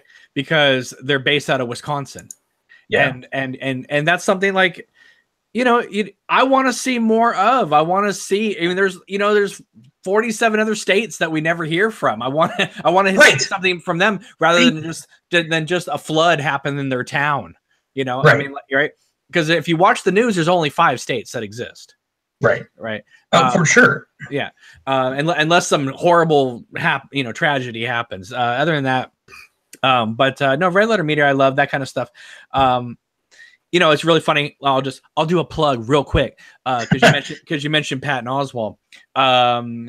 His wife that died, wrote a book or was in the middle of writing a book when she passed away about the serial killer that was never caught, a serial killer that I was also working on.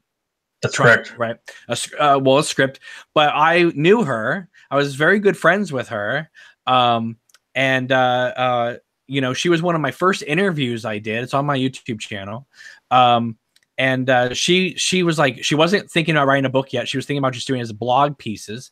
And I was talking to her about doing it as a film. So we thought, she was going to take it from a writer's perspective. I was going to take it from more of a filmmaker's perspective, and the police were going to do their thing.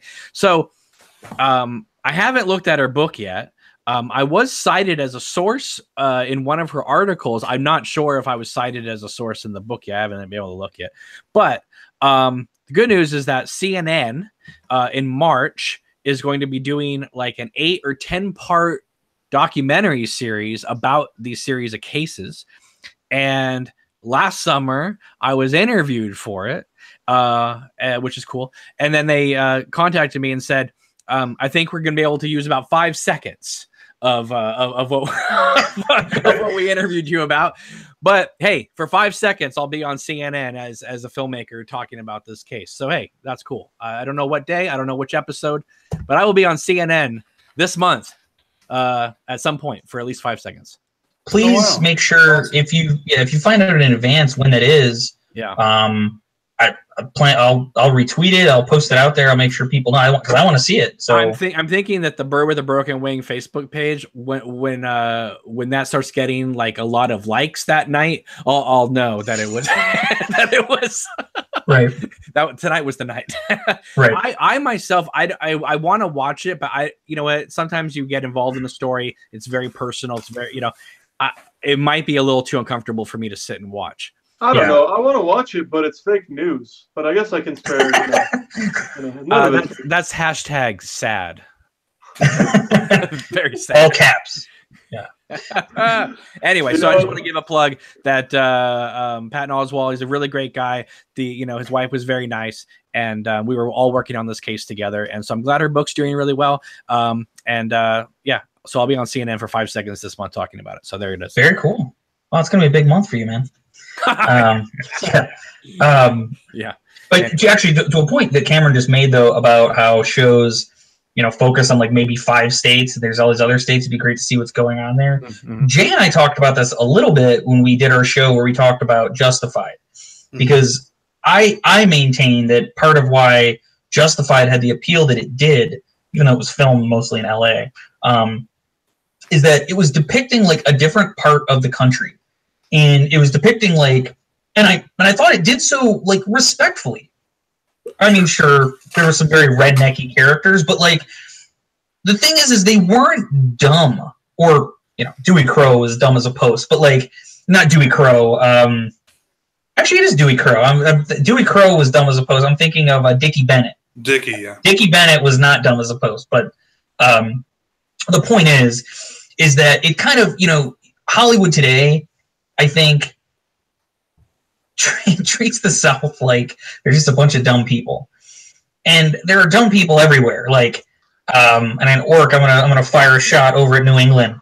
There's always a lot of jokes about like people up in like the Boston area being like brain dead. Like that is not the South. That's actually quite in the North. All right, gotta interrupt. Can I get a real talk, Jay? Give me a real talk. I have a friend who lives in Bama, and he's like, look no further than the South. But when I was in Boston for my surgery, won't disclose where, I had some interesting roommates, I should say, in the recovery hospital I was at. They're like, I can't even do an accent. They were like, what the fuck is that noise? This is retarded. I'm like, bro, I'm just checking my Facebook.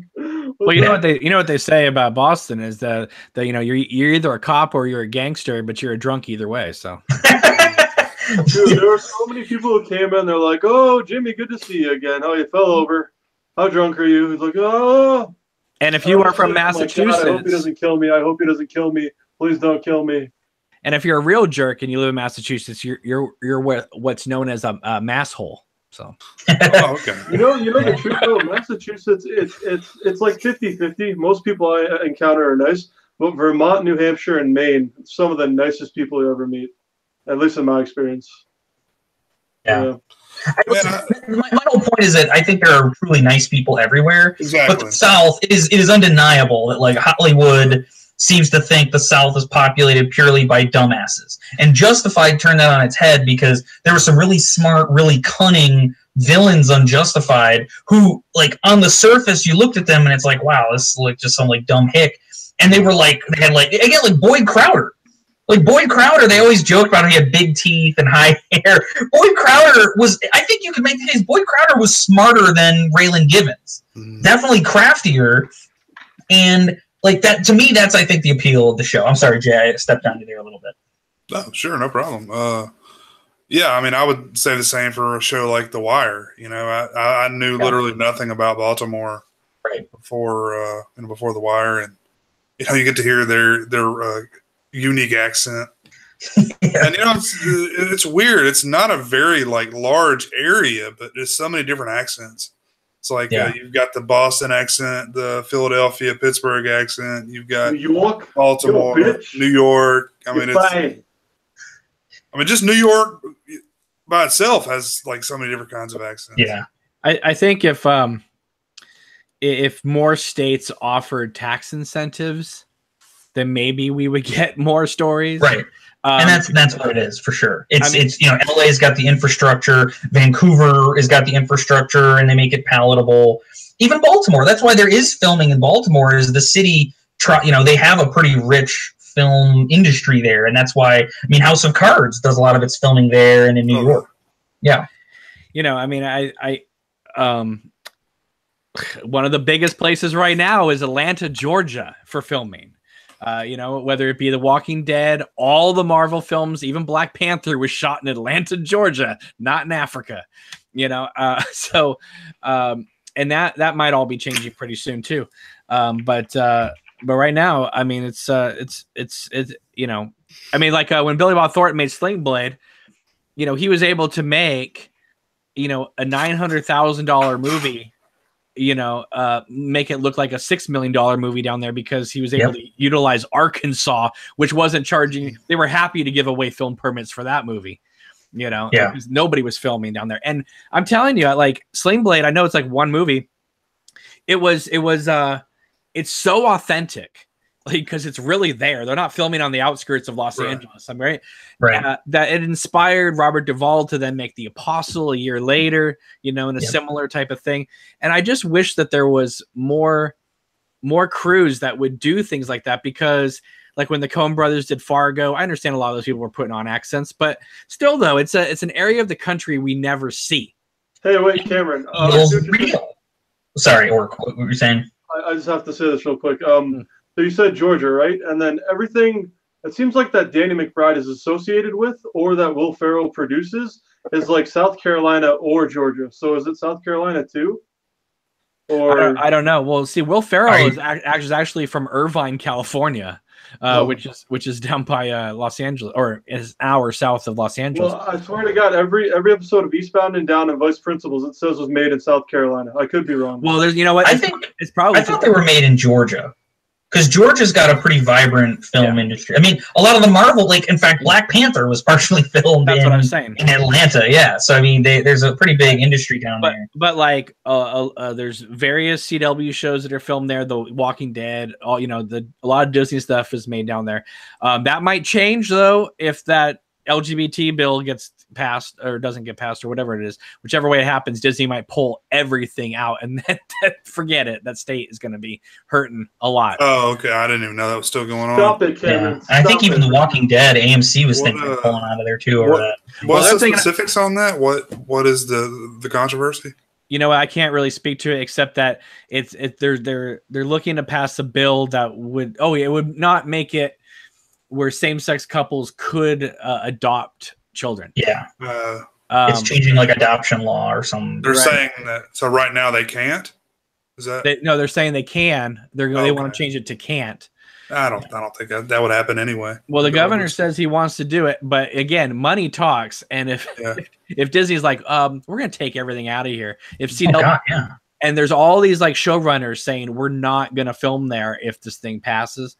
So, that's why I posted a thing on Twitter the other day going, who do you think has more money right now, Disney or the NRA? Because like, who would win in that argument if it came down to it? And it's But we're treading on an issue I don't really want to get into. I think this issue specifically is nonsense, and I think money talks definitely. Like if all these people are going to pull their money out, I think hearts and minds are going to get changed pretty quick on that. Oh yeah, that's what I'm saying. But what I'm saying is more states utilize what Atlanta, Georgia is doing, what Wilmington, North Carolina is doing.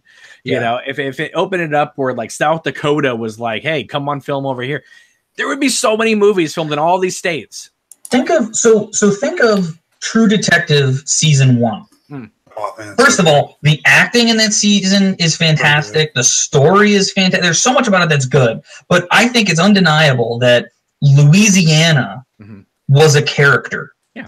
And I think we've talked about this a little bit on the show before, but it bears repeating because Louisiana is one place that I haven't seen as much done down there lately, but definitely in the wake of Hurricane Katrina, when they were really hurting, it was kind of like, hey, please come. We'd like some money. You get some incentives from us. I remember Fox had a cop show with like Anthony Anderson that, only made it like a season. But I mean, it was kind of like, hey, and so there was all kinds of stuff being filmed down there. And I just think location shooting, filming in the place you say you are, it gives your show, your movie, whatever, so much credibility. Because again, True Detective, like it was kind of a creepy like story in of itself, but the Louisiana setting and just some of the framing of the shots and the weird willow trees that are in Louisiana just made it so much creepier and darker, and like there was more malevolence just in the shooting in that location than I think if you had just, like you were saying, like just plop it in like the suburbs of LA. Right. Louisiana absolutely sold that first season in a way that no other location could. Louisiana is that way. Because I mean, think about Sam Raimi's The Gift or Midnight in the Garden of Good and Evil. Like Louisiana is gothic subculture. And you can't you can't film that in Vancouver. Right. Well, for sure. Well, it's purely in the architecture. That's the thing. It has a unique architecture you don't find anywhere else because it was built by the French. Everything else has some kind of British or Dutch or some other kind of a mentality to it, Louisiana is uniquely French, and that shows in everything about the buildings, the imagery, everything down there kind of follows suit with that. So you're right. Like Vancouver's not going to have that. No. And Vancouver's a beautiful place, by the way. I actually think that city's amazing. But it can't be everything. But even though hang on, Orc. I see your hand. Hang on one second. I just want to say one thing. You don't have to raise it. but I will say this though. Lost. I know they're using green screen, but holy crap, they were able to make Hawaii anything. Oh yeah. They were. I mean, except for the I know Jen what was the wife's name? She went to England. She went to England. They actually shot a scene in England. But for the most, I remember that. But for the most part, they were able to make Hawaii look like Russia, Japan, Korea. Oh yeah. I was like, why would you want to make Hawaii look like anything else? Yeah. But it's like, but it was a testament to the creators there, where the cinematographers, those folks did a hell of a job on that show. Or Peter for sure. Jackson's Lord of the Rings. I mean, who the hell would think that this little dot on a globe called New Zealand had that much landscapes, different landscapes? Right. Right. It's amazing. Orc, what were you gonna say? Yeah, you raised your hand, man. What's going on? I was just gonna say, man, Louisiana, it is a great state. They have Cajun Pawn Stars. It's an awesome show. It's like Pawn Stars, but instead of being a bunch of fat bald guys, you don't know what they're saying. They're like,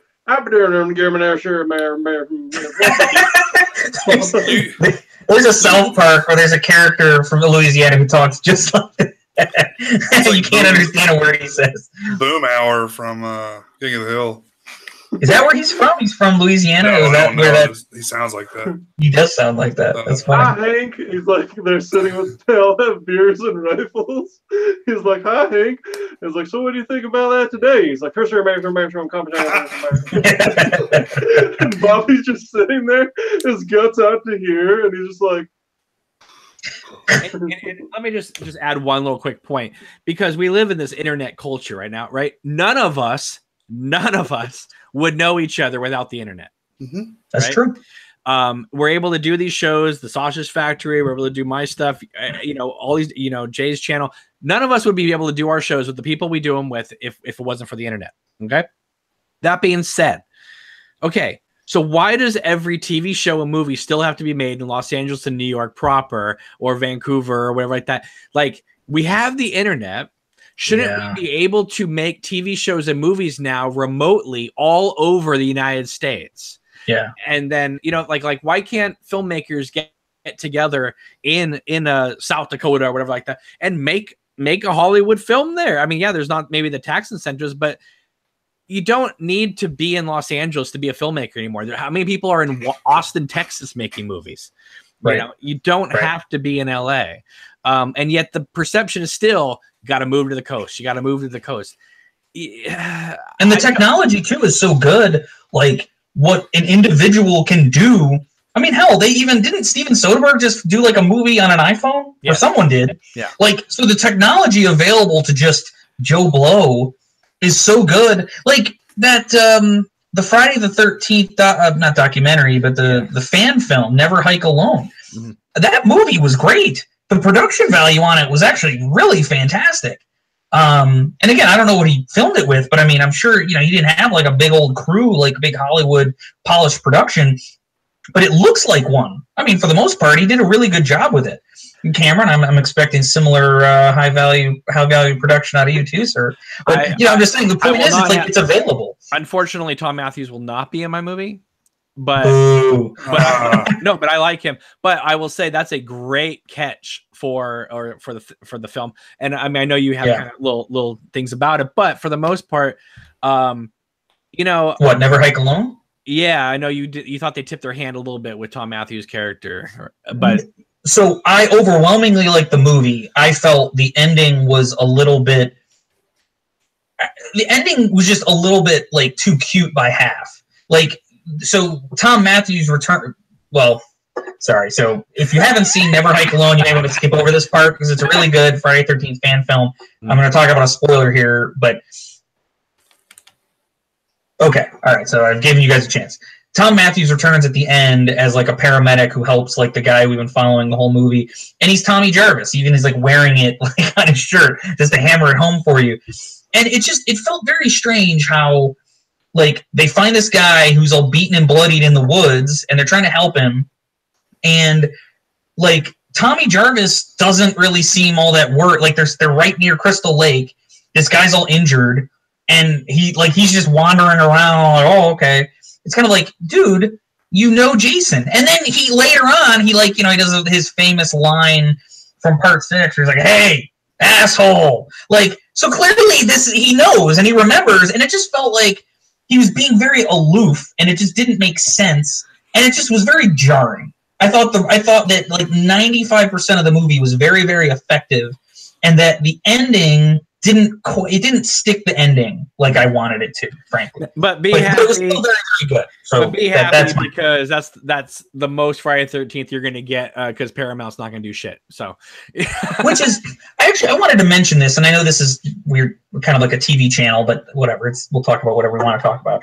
You know, the popularity of the Friday the 13th game.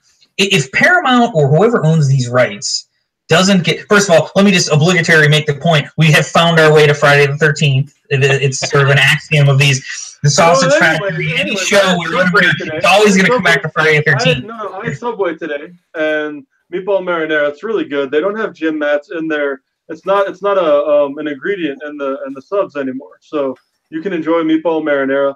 I mean, you need to ask for all the napkins they have in the fucking place. Otherwise, you can't make it out of Subway alive. Look like a murder victim. But so we get Friday the 13th here, and then fast food here. So I mean, we've covered it all.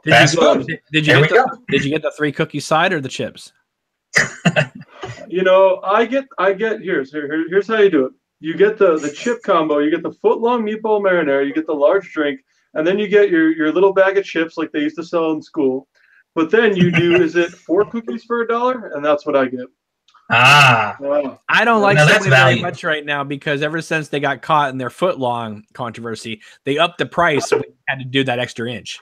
Are you talking about the gym mats? Or those things are like those things are like 9 inches long. Come on.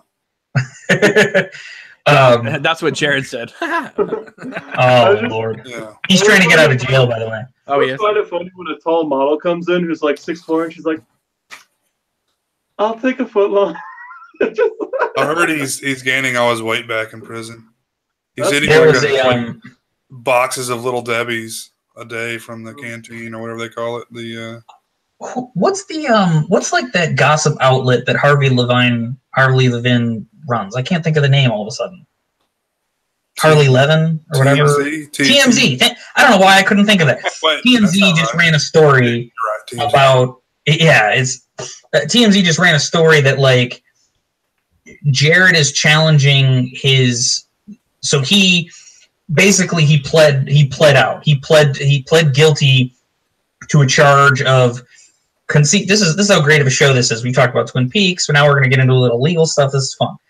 Basically, Jared pled out to like a conspiracy to commit some kind of like child endangerment or whatever it was, but it was like conspiracy to do something.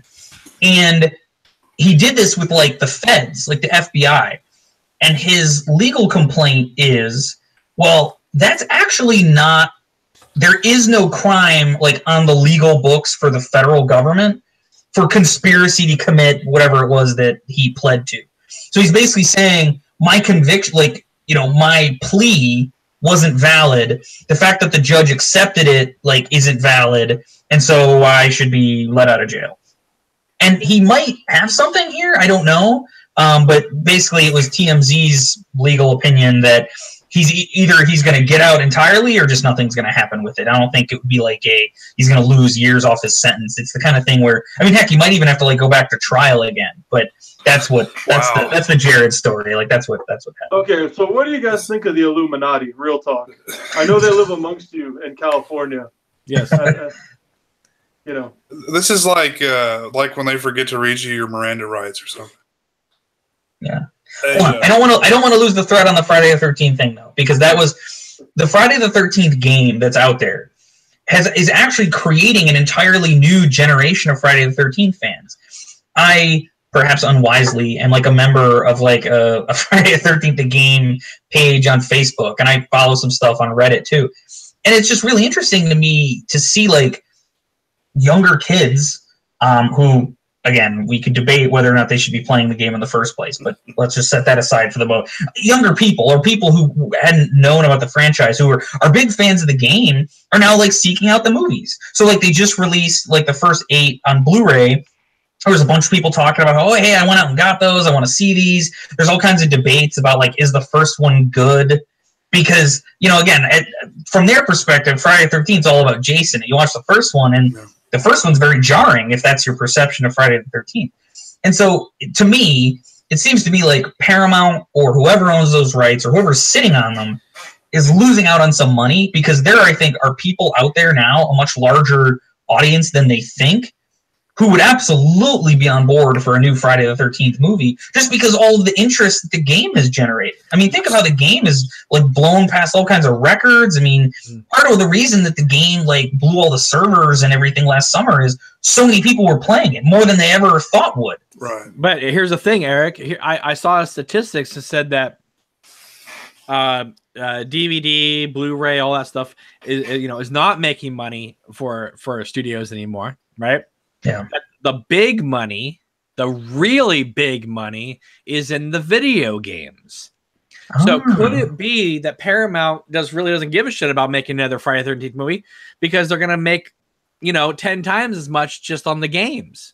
Oh, like the license of the whatever piece they're getting from the game sales, this is fine. Like, would you rather make 10 million over here? Or would you rather make 100 million from the licenses from all the games and the toys and stuff like that? I have to say this too, man. Like, I couldn't believe when I heard that. That was like, what, 10 years ago when I even heard about that. Even that was a thing. I was like, games are bigger than music. I could believe because people were pirating music and stuff. But I was like, bigger than movies and TV? Are you sure? This was like before the PS3 and the Xbox 360 came out. And they're like, yeah, dude. And I was like, all right, cool. Star Wars video games total, I mean, all the Star Wars video games that have ever been made have made more money than the movies. Wow. Oh, well, yeah, like merchandising for Star Wars. Right. And again, the video games count as a part of that. Right. Undeniably have made so much more money than the movies. That's why it's like always a joke about how Lucas didn't take any money for the first Star Wars. He's just like, I just want like the licensing and the toy rights. And Fox like, oh yeah, sure, you dumbass. And the sequel. How much did he sell it all for? Yeah. Was it 10 billion or something? Was what? How much did Lucas sell it all to Disney for? 10 billion? 4. Was it 4 billion? It was 4 billion, and the irony and the hilarity of it is they made that $4 billion entirely back before The Force Awakens opened, just on merchandise. Oh, merch! Yeah. Oh my God, that's fucking hilarious. So they already had it cleared. And then obviously with the parks and all that stuff. I mean, Star Wars Land and all that. I mean, they're gonna make so much money from this, and they don't even have to make Star Wars movies after Episode 9. They can just let it be at the park. Yeah, and that'll be enough. I saw, when we're talking about these numbers, just throwing out like, oh, they just paid George Lucas $4 billion and they've already made it back and they're making more billion. There was a quote I saw that I think Bill Gates made where it was kind of talking about like when you're making money, like at what point is it like, are you making enough money that you're like secure? And the quote is something, I'm paraphrasing, so don't like, if you know it better than I do, but the quote is something like, yeah, when you make like your first $1 million, like that feels pretty good and you're comfortable. But after that, like making more, it's the same hamburger. That part of the quote is like that's how he describes it's the same hamburger. And I don't believe that. I don't believe that he really felt that way. You know that he wanted to be in the Billionaires Club. Yeah. I agree. Like I think that like it's funny to me the way like history is like looking back so kindly on like Steve Jobs and Bill Gates, and these guys were some of the most like cutthroat dudes who were. And by the way, I don't mean to minimize their achievements. Like, absolutely, they're very smart, had great achievements. But like this like idea is like, oh, Bill Gates, this benevolent, figure. Like this guy was like screaming at everybody for like 20 years. Everybody is deified after you die. Yeah. Right? Yeah. Everybody's records sell after you die. Yeah. I mean. It's I was gonna say like how much money would it take for you to have for you to not look at the contents of your credit card bill. Yeah. To see like, did I get overcharged for that? Yeah. Like how much money would you have? I honestly think because I've had to live, you know, by your means that you have, I don't think I would ever lose that. I think I would still be like, well, this is BS. They charged me $10 for this. Yeah. Even if I had $4 billion. I canceled that service. Why are they still charging me? Yeah. I remember I did an estate sale. It was in this, like, everyone had like a multiple, it was, each home was like a few $1 million. And there was a guy, he bought like a shitty fucking like rug for like $20. And then like 4 months later, like they got the charge back, and I was like, okay, well that's how he stays rich. Let me tell you something. We have I have a lot of rich people around me, right? I mean, like where I live is where Big Little Lies was filmed, that type of thing. Clint Eastwood was my mayor growing up. Clint Eastwood has so much money, right? But when I was running a movie theater in my 20s, when did Clint Eastwood come to see movies at my theater? Only on the $2 night. The $2 matinee? Yeah. No, the $2 all day, all night. Oh, okay. And he would come to the 10 o'clock show and just kind of be like, can I have one? And like, I'm like, really, dude? That's what I tell my wife all the time. Like, the people that really have money, they don't run around flaunting it. Like, they drive like an old beat up pickup truck and wear, Dockers and shit. They're not like flashing it out. The people that do that. I used to work in a consignment store in Colorado. And the Coors family would come in because right next to Golden, I was like 15 minutes away from there. They would not buy anything. They'd buy like maybe like a nice like bunk bed once every 5 years. And it was, I don't know, it was just interesting. But yeah. It's amazing. I mean, like, nobody's walking in with the big entourage, He Clint Eastwood would literally be like, can I get a small Coke and a popcorn? And there are free refills on this, right? Don't need much of a living, boy. And he would come in and see the weirdest shit. I mean, well, he's the director of what was that Cadillac? What's that movie called? Cadillac Man. That's it. That weird movie he made in the middle of the '80s. Oh no, so it doesn't surprise me that Pink Cadillac. That was Pink Cadillac. That's it. Actually premiered at my neighborhood theater. Oh my lord! And it was that's crazy stuff. But yeah, it's amazing. I mean, I wouldn't say people are cheap, but they do not pay full price if they don't have to, and that's one of the reasons why they're able to stay rich. I actually don't think so. I think the way that the rich are staying rich, and you see this where this really crystallized for me, and this is going to be sort of an odd example, is I was in Vegas for a work trip. And I might have said this on the show before, but I need to emphasize it. I was in Vegas for a work trip, and you might think like, and in fact, I'm sure Orc is thinking like, oh fuck, man, he's in Vegas. This guy is like the Benjamins. Oh shit, it's nothing like that. No, wait. I got to interrupt. I was in Vegas 6 times, and it was before I was fucking 21. I went when I was 16, 17, and 18. I've never gambled in Vegas. I hate my life. Sorry, well, first of all, I'm as cheap as they come, and I actually hate gambling in Vegas because I don't like giving away perfectly good money. Mm-hmm. But I was there, and I'd been there for work, and whenever you're in Vegas and you're there for work, it sucks because you're basically in adult playland, and you can't do anything until maybe like 9 o'clock at night, 9, 10 at night, and by that point, you're so exhausted from doing all the bullshit stuff you had to do during the day, whatever. Anyway, but while I was there, and I was waiting for something to begin, as I was passing through one of the casinos, I noticed there was like just this Big Bang Theory slot machine.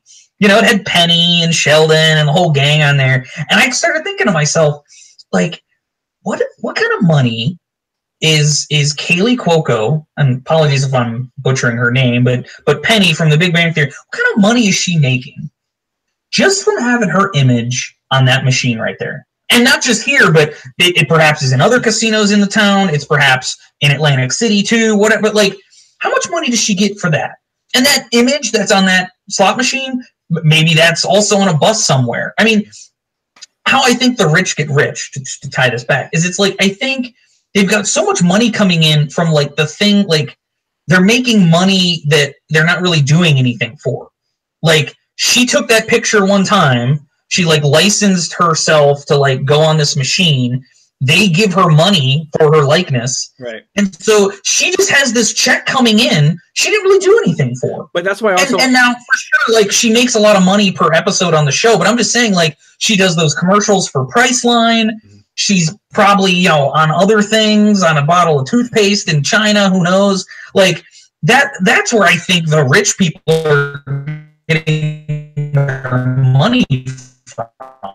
Like, just from the apps, but I think it's from the other thing. I think they're getting, I mean, that's why so many actors have their own clothing line, their own perfume line, because they're not making money on their shows and their movies as much as they used to.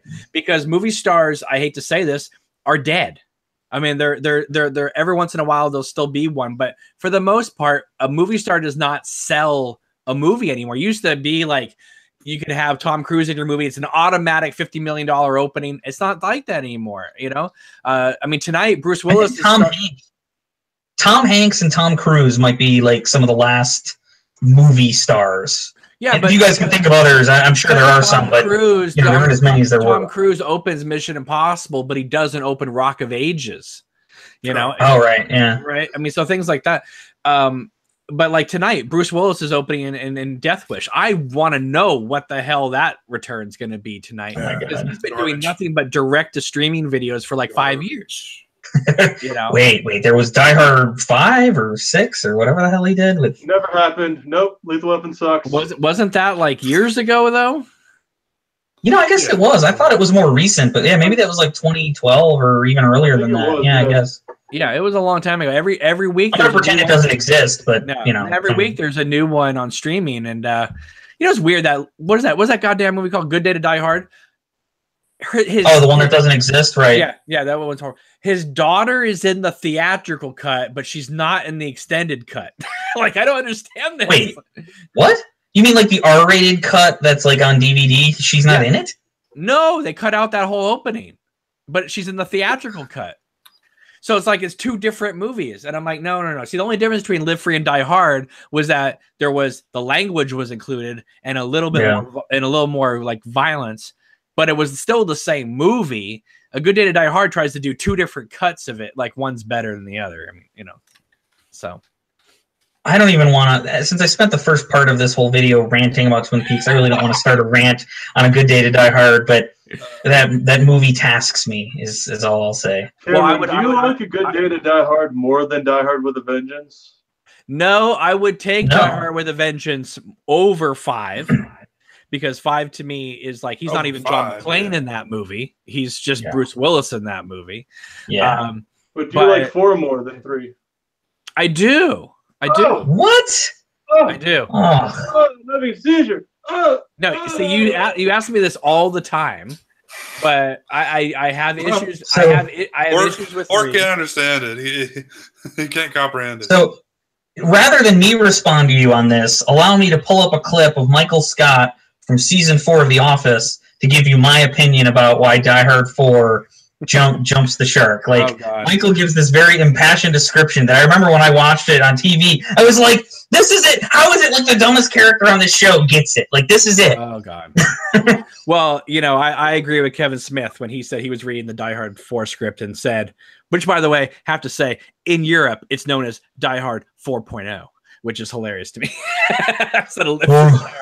Go watch Yoga Hosers and tell me what you think about Kevin Smith. But I do agree. When Kevin Smith's reading the script and he says, John McClane on a plane, I'll go with it. Flips the page. Like, I didn't notice. I enjoyed 4 because at least it was playing fair to me. I mean, I just think it was because there's, I don't know. I just felt that I don't know. I felt it was more Die Hard than some of the other stuff that I'd seen. I don't know.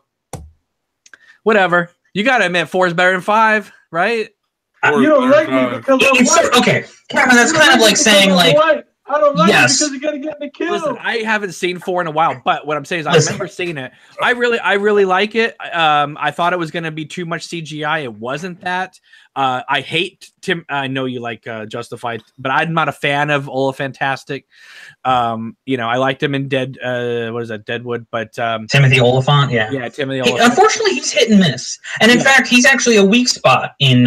First of all, the whole movie's a weak spot, but particularly, he's not. I'm sort of frustrated because I very much like Timothy Olyphant, but to me it's a real problem when the villain of your movie is actively scared of the hero. There are just numerous points in Live Free or Die Hard where like John McClane is like coming for the bad guys, and like Timothy Olyphant plays it. I don't know if he was directed this or this was just his choice, or maybe I'm reading something. It just seems to me like he keeps like sending his goons to like kill John McClane. John McClane just keeps mopping the floor with them because of course he will. And like Timothy Olyphant looks scared. If you ever see the Kevin Smith, I think it's called 3 Evening with Kevin Smith, he tells like a big story about being on the Die Hard 4 set, and they talk about how he had to write a lot of the script because there was no script, and Bruce Willis was being so demanding about this and that, and so Bruce Willis comes into the trailer and says, you need to say this about Oliphant, you got to say this about the character, you got to say this about the character, because Timothy Olyphant's playing him like a pussy. So we got to build him up and make him sound scary. And so like Kevin Smith, I never heard that. Okay. Yeah, so Kevin Smith had to like write this like expository dialogue, but the other characters would say to hopefully offset the performance that Oliphant was giving. Right? Yeah. Okay, that being said, it's just shocking to me because Raylan Givens is in TV. The fact that like he made choices that like he's like a villain and he's like playing him kind of like a puss.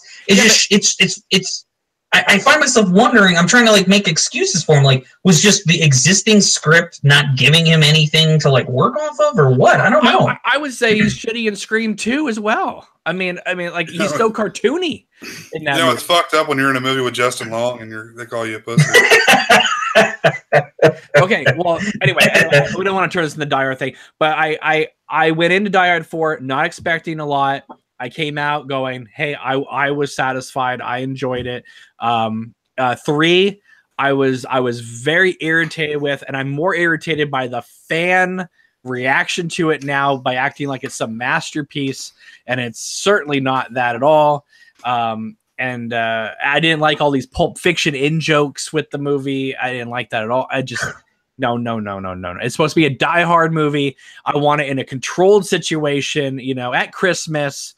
But by that time, 4, obviously we weren't going to do that, so 4 was going to do it. But I thought what they were doing now, I thought 4 better captured that than 3 or 5. I thought that I don't know, and I thought the action was good, and I thought Len Wiseman did a pretty good job directing what it was a chaotic film set and made the movie coherent. I don't think we did Die Hard. I don't think we're going to solve this on today's show. I love all the things that you hate about it. It's like Sam Jackson being Sam Jackson is, a smile on my face every time. I didn't like the fact that the wife had left again. Like, it was ridiculous because after he saved her twice, she should just be like, whatever you want, John. Who do you want to help us? Everyone. Who do we not want to help us? White people. All right, and I do think the alternative ending. I do think the alternative. I don't care what you do, but you saved me from extreme death a couple of times now. I think I'm going to give you the benefit of the doubt. Yeah. I think the alternative ending of Die Hard 3 is much better, and they should have kept it. Well, it's one thing because when you think about Die Hard and then you think about Die Hard 2, in Die Hard, John McClane was just, I forget if he was just a detective or if he was just like a sergeant, but like he was just like a cop, like a detective, and then. He moved out to LA, and when in Die Hard 2, like he's a lieutenant, and clearly, like it's because of the events of the first movie, it seems like his career's really taken off, like he's doing really super well. So then, like you go to Die Hard 3, and by the way, I'm not agreeing with you about Die Hard 3 being worse than Die Hard 4, but I am just acknowledging from a story perspective of the character, it is a little frustrating because like Die Hard 3 opens, and like John McClane is like the worst that he's ever been. Like our first scene of him, he's like hunched over in like the back of a police van, like recovering from a bender. And I like Die Hard too. Like I said, I can find redeeming values in all the movies except 5, but I would give them all up if I could just have Die Hard 1 be standalone and nothing else. I would get rid of all sequels just to have Die Hard be that, almost perfect movie. That's interesting. I like 2, 3, I don't love Die Hard 2 that much that I would want to preserve its existence for the scenario you just outlined. But I would take that. I would take that deal. Because we don't need a sequel to Die Hard. It works. And I agree with that, but I mean 2 and 3 are so good though. But would you give them up though, or no? You're okay? Cameron, what do I look like? What do I look like to you? What are you saying? I'd have to give up 2 and 3. You'd have to give up all the sequels to just have 1 be, untainted by, 4 and 5 in your opinion, or do you just go, I have to just accept the good and the bad? I just don't accept that those movies are out there. I literally don't. So I don't own them. I have no plans to own them. You don't have the Blu-ray box set, huh? I do not. Not with those. Yeah, in fact, I think I don't even own Part 3. Actually, I don't think I have With a Vengeance. That's not. That I just haven't bought it yet. It's not like a choice. Like, oh, I hate it, I'm not going to buy it. But and you don't do. I think I only have 1 and 2. You don't do streaming. You don't do Vudu or anything, right? I usually don't. No, yeah, it's more you guys. I usually like having a physical copy of it. Well, so do I. But I was going to say I think I have a Die Hard Vudu code for like the whole series. If you want to give me the Die Hard with a Vengeance Vudu code, I'll take it off your hands. But you'll have a good day to Die Hard as well, though. See, in this scenario, I don't want that package. I'm willing to not have it, to not have We'll Live Free or Die Hard. Versus I like to get the physical copy, meanwhile Cameron's house is overflowing with Criterion. Oh, God. It's like when I had to pick up that Halloween box set for the TSF show, and I've got those damn 2 Rob Zombie movies in there. I'm going to get a fun plus Halloween Resurrection. Yeah. Listen. No, hang on. One laser show. Battle of the Criterions. Cameron versus James. That's all I was gonna say. Go ahead. No, he's got far more than me. Oh, come on. No, because some people will buy like all of them to get all the numbers. I don't. I just get the ones I want. Can I get a real talk or the real talk? That's real talk. Real talk too. Rob Zombie's movies may be awful, but they are better than Halloween Resurrection.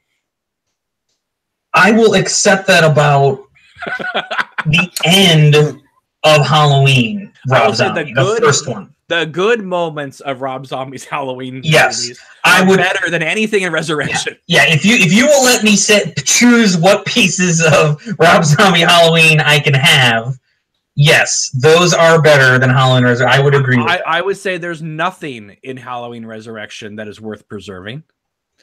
And I'm hoping this new movie will... Hold on a second. The line delivery of "trick or treat, motherfucker," that needs to be like in the Smithsonian on a constant loop. No, that is what not to do. Cameron, you're not a fan of Dangertainment? Not a fan of that?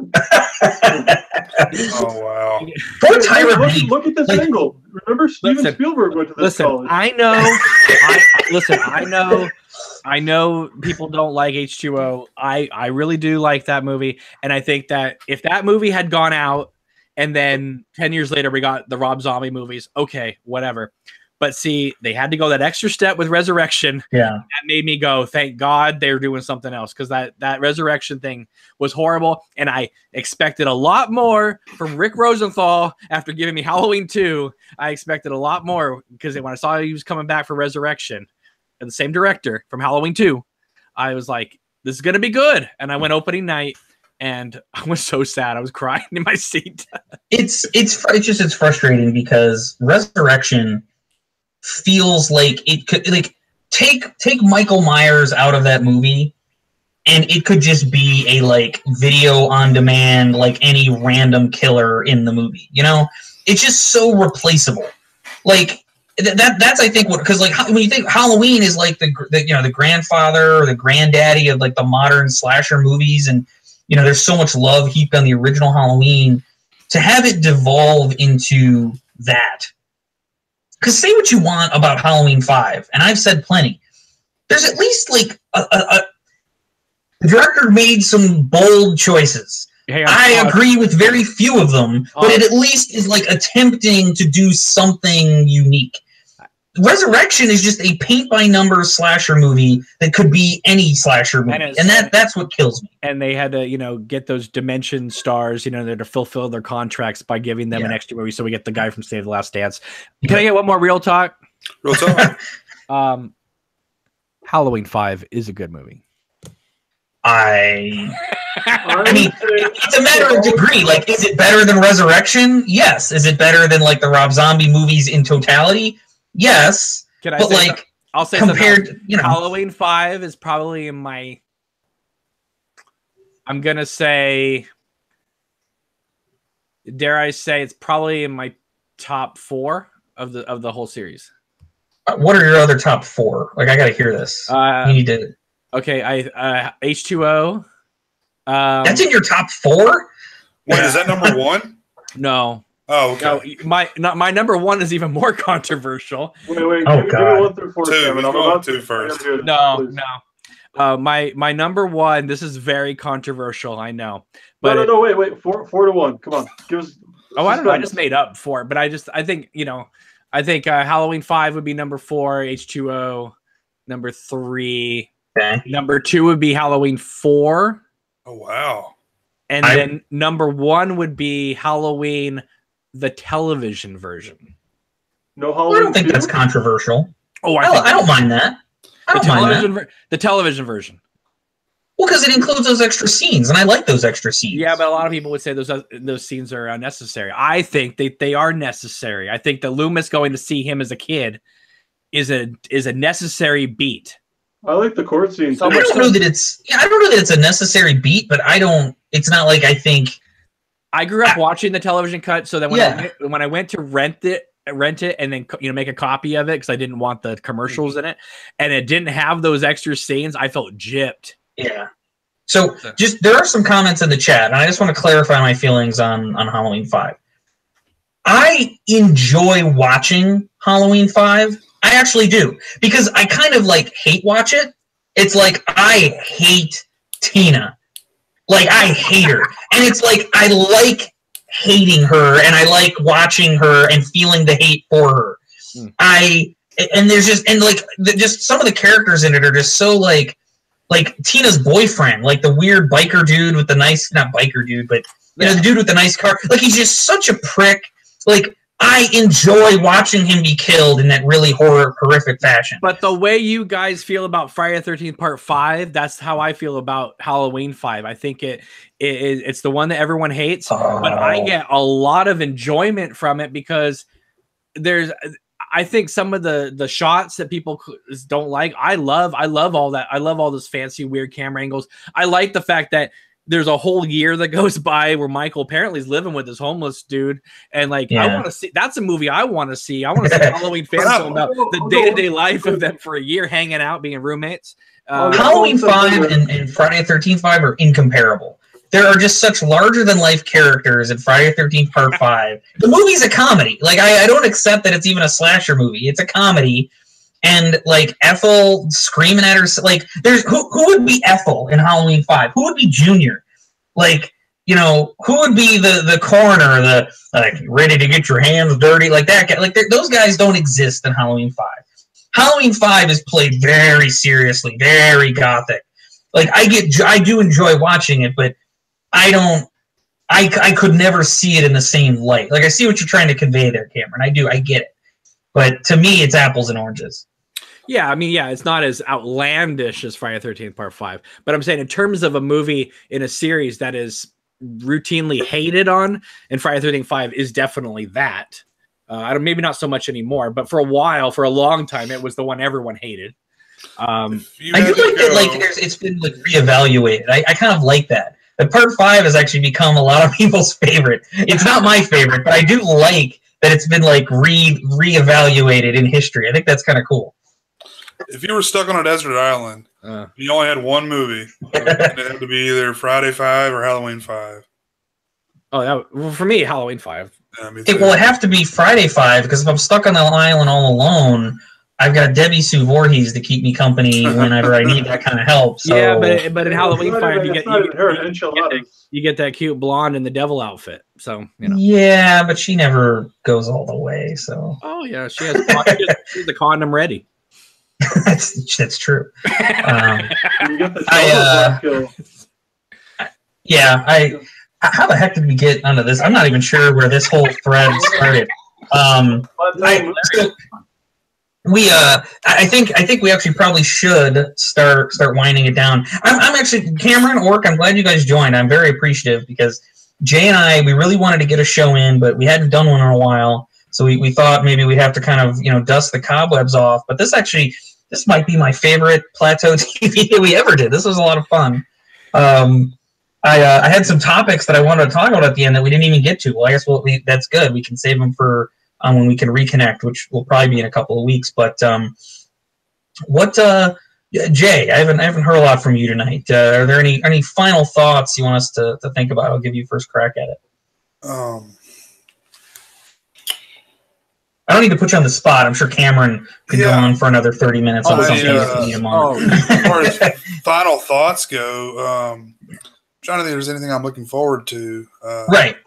Sorry. Let me provide some context around the question, because on my list, sort of on my show notes, some of the things that I was kind of thinking about that I was wondering is like, are there things coming out or things that just came out that you would call our attention to as being worthy of watching? Like, just as an example, like I haven't watched it yet, but one of the new shows, it's like a limited series on Netflix called Godless. It's like a cowboy show that stars oh gosh, I can't think of her name, but she was from Downton Abbey. She's on that show on TNT where she's kind of like a criminal, and Sam Waterston's in it. But Godless was something I wanted to check out. The Runaways, the Marvel show on Hulu, was interested in checking, like that kind of stuff. Is there anything that you're kind of looking forward to in that vein that either is out or might be coming out soon? Like Jessica Jones comes out, I think, next week. Jessica Jones season 2. Yeah, that looks good. I haven't seen the first season, so I need to check that out first. I don't know, man. I really haven't been paying attention to what's coming out soon. I know there's lots of stuff coming because 'tis the season, but I guess Game of Thrones. Looking forward to that as always. Yeah, in like 2 years, yeah. Is that when it's coming? Well, I think it'll be 2019. Oh, awesome. I think that's all but confirmed now. So I have a question for you, Bruce. I know we're on Jay's thing, but it's just going to be a really quick question. So my top 2 on my list are Stranger Things season 2 and Punisher season 1, and I'm limited to as much as I can watch, and I have to watch it lying down on my side.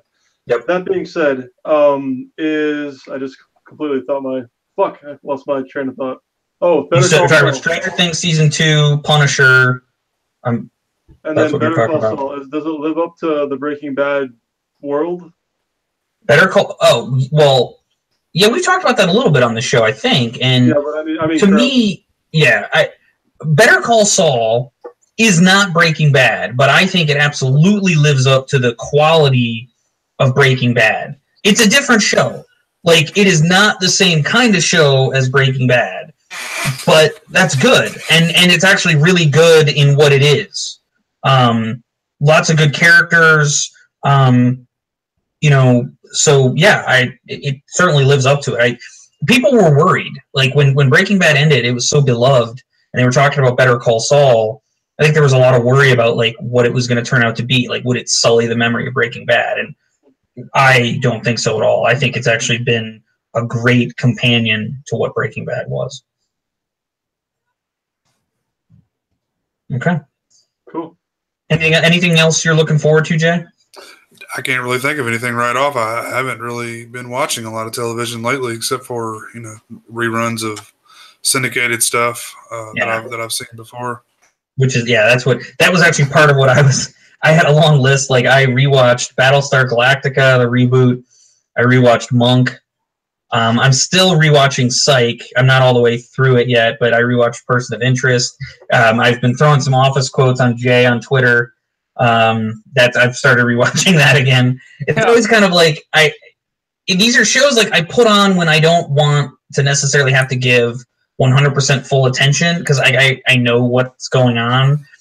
When I have to take on a new show, like I really do like to focus on it and like make sure I'm kind of taking it in.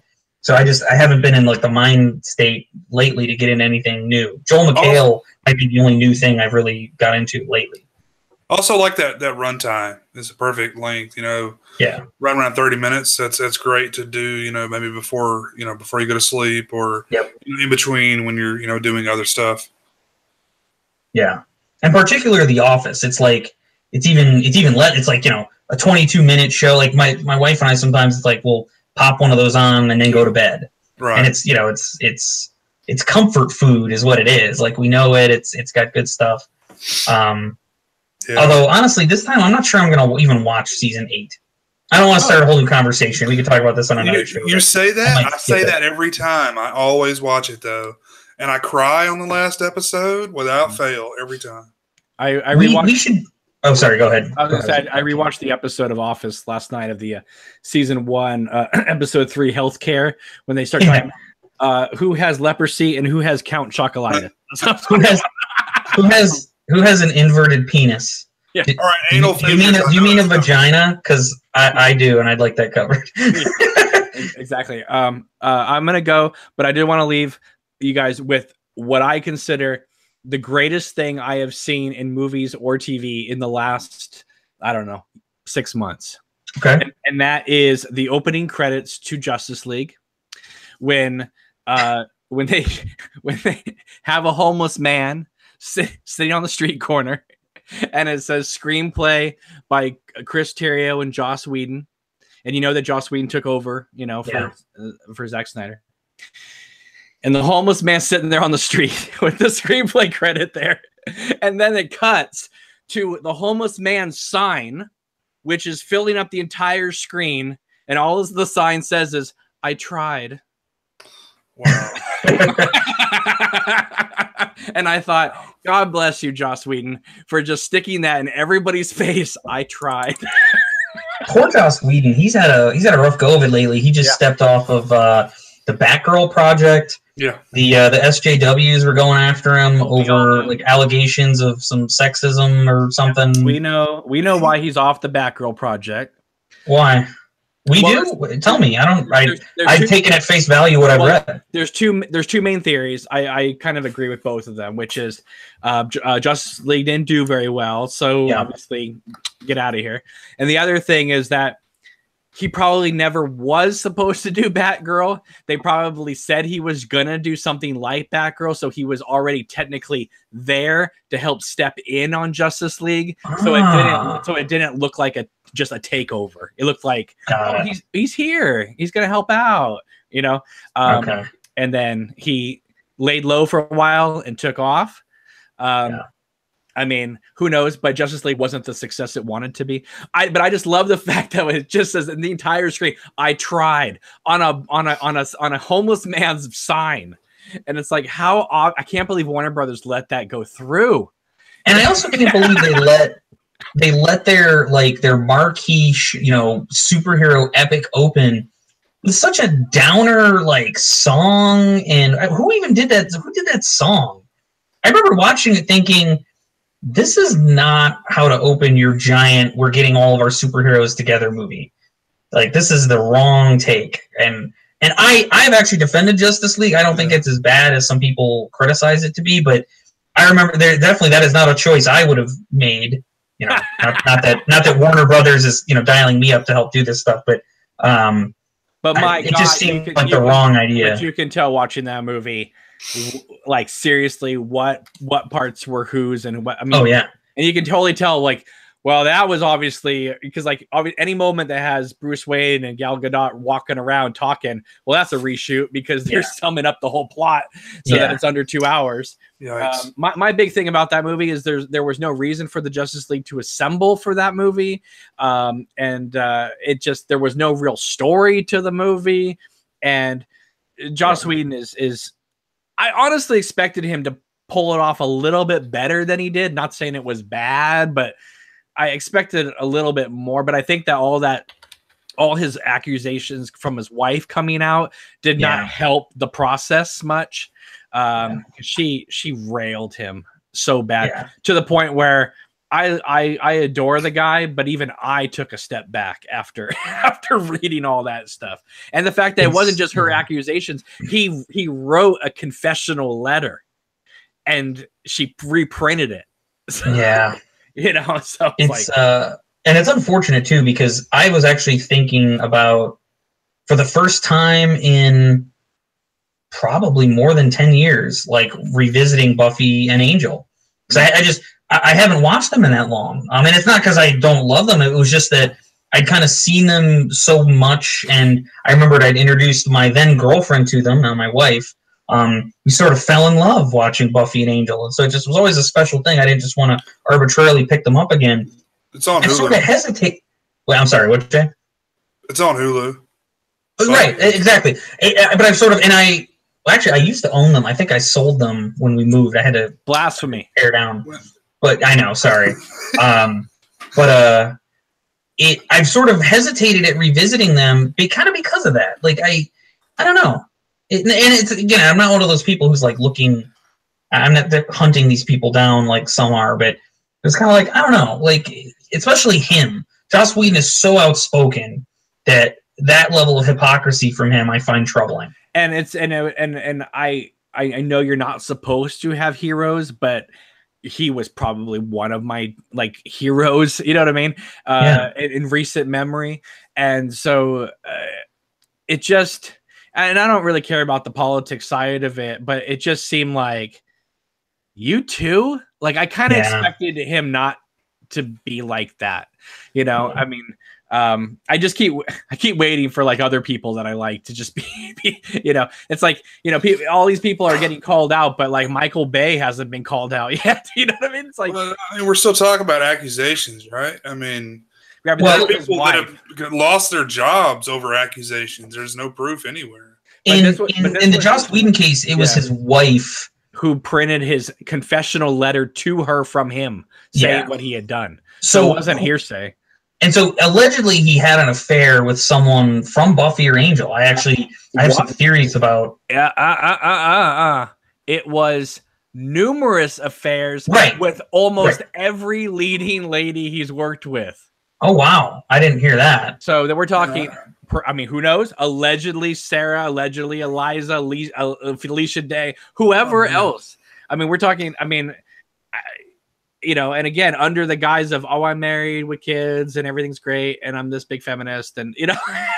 And all this but nobody else has come out and said anything. So to your point, Jay, like, there's this letter, his wife made these accusations. He sort of speaks generally about it, but none of the people who conceivably, like, again, Cameron's offering some possibilities, none of those people, to my knowledge, have come out and said anything about it. No. Yeah, but I mean, if he had a sexual relationship with him, it doesn't necessarily mean that he's a misogynist or whatever we're trying to. No, but he was cheating on his wife at a bare minimum. Right, but does that shit not happen every day of the week? The argument, Jay, is not, okay, he's very different than, let's say, Harvey Weinstein, okay? Very different. But where the argument comes into is, if you are a, you know, executive producer overseeing numerous TV shows, you are in a position when an incoming actress comes in and you go, hey, if you want the part, hook up with me. It's like, yeah, it is a consensual thing, but it is also trading goods for, for and I don't even think it's necessary. Like, the scenario you did is very like A to B. I think it's more that he's in a position of authority, that if he's going to have relationships like this with the writers or the performers, whoever under him, even if he's the nicest guy and it on paper would look consensual, the argument is, well, he's in a position of power and authority. Like, it's not as easy to draw like that consensual line. That's where I start to get fuzzy on some of this stuff, because it's like, at what point is there really anything consensual then? Because it's like the power dynamics between people are rarely, if ever, equal in any circumstance. But that, I think, is the charge, and that's sort of what I think you're saying there, Cameron. Yeah, and it wasn't so much that like he came out as like some big like rapist and stuff like that. Like, that's a whole different thing. It was just the fact of, I don't know. I just you know, I don't know. I mean, we know that Alfred Hitchcock was a pervert. I mean, let's be honest here. I mean, I can say allegedly, but he's been dead for so many years. he, supposedly Grace Kelly used to do striptease acts for him on the Rear Window set, and he would like be looking through the binoculars, and she knew, and she'd be giving striptease. Okay, that's a power dynamic that probably wouldn't be okay. Burn every Hitchcock movie I have. But I don't know, when I hear those kind of stories, I'm like, well, that's interesting and idiosyncratic. But like Joss Whedon, I don't know. I just yes, cheating on your wife happens all the time. Blah blah blah blah blah. I don't know. I guess I never expected to have to reevaluate him in a different light. Just because I don't know. It seemed a little seedy. That's all. Sure, I can totally understand that. It's like, you don't want to know that kind of stuff. It's kind of like, I would like to see. I mean, that almost sounds like some sort of defamation that his wife would publish that, because it was intended for her, and it may or may not be true. I mean, first of all, what's interesting about it is he hasn't, his response to it was like, the wording was very carefully chosen. So my guess is he is like kind of just not addressing it. He sort of apologized for it, and he's trying not to stir a hornet's nest, is kind of what the perception I got. Well, you have to do that in this day and age. I mean, he already got kicked off. He already quit Twitter once because of the SJWs coming after him for Age of Ultron. For the whole Black Widow thing, when she says I'm a monster, and it drew a line to the fact that she couldn't have kids, even though that's not what she meant. People, connected the dots and thought, oh God, he's saying if you can't have kids, you're a monster. I mean, listen, we're very sensitive right now as a culture. It's best not to be online at all, which is exactly why we do YouTube shows. So yeah. In any case, I try not to judge people too quickly, and I mean that goes for all things, not just this. It seems like we're in a place where we're very quick to, so every studio associated with him is going to separate ties, only because there are allegations, or you're going to get fired because there are allegations, or whatever. It's just really a really odd time, and I'm not saying that something didn't need to be done with the way things are, but it seems like we're going a little above and beyond and going a little extreme. It can be a witch hunt, sure. Yeah. Well, yeah. I mean, I don't really like that choice of words, but yeah, it can be. However, the people see, that's the thing is, I guess I don't know. I mean, for a long time, the people they were going after were people I was okay with them going after, and then when it hit Joss Whedon, I was like, oh God, what did he do? Oh God, now it's hitting people I like, Yeah. Oh man, I mean, we've heard like Stallone, and I mean, you just name it. I mean, couldn't. I mean, why is Schwarzenegger not in this? I mean, he was a scumbag back in the day. I mean, come on. Oh yeah, he had the child with the maid while he was governor. Yeah, I was saying like he's got stuff that's already been like legislated for sure. Yeah. But, I just look at like the set of Pumping Iron. I mean, he like railed all of those women on there, and they're not like complaining about it now. They're that's a story to tell their grandkids. Oh, man, we did Blow with Arnold Schwarzenegger, and come here, dearie. Let me tell you about when the big strong man bent me over the couch. He took advantage of me. He did. Yeah. Anyway, let's step away from the heady stuff and say. First off, I'm very glad you guys all joined me. I think the only thing, actually, there's one show I wanted to call out, because there's only one show that in the past 6 months that really did jump out at me, that captured my attention, and we kind of blew through it. It was so good. Rick and Morty. Mindhunter.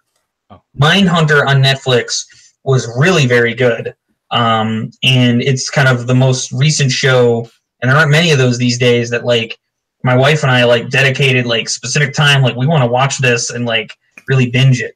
Because as you know, Jay, when you got kids, you can't just do that like you used to. But we carved out time. We very much like that show. It's good, and it's getting at least another season on Netflix because I think it was a big success.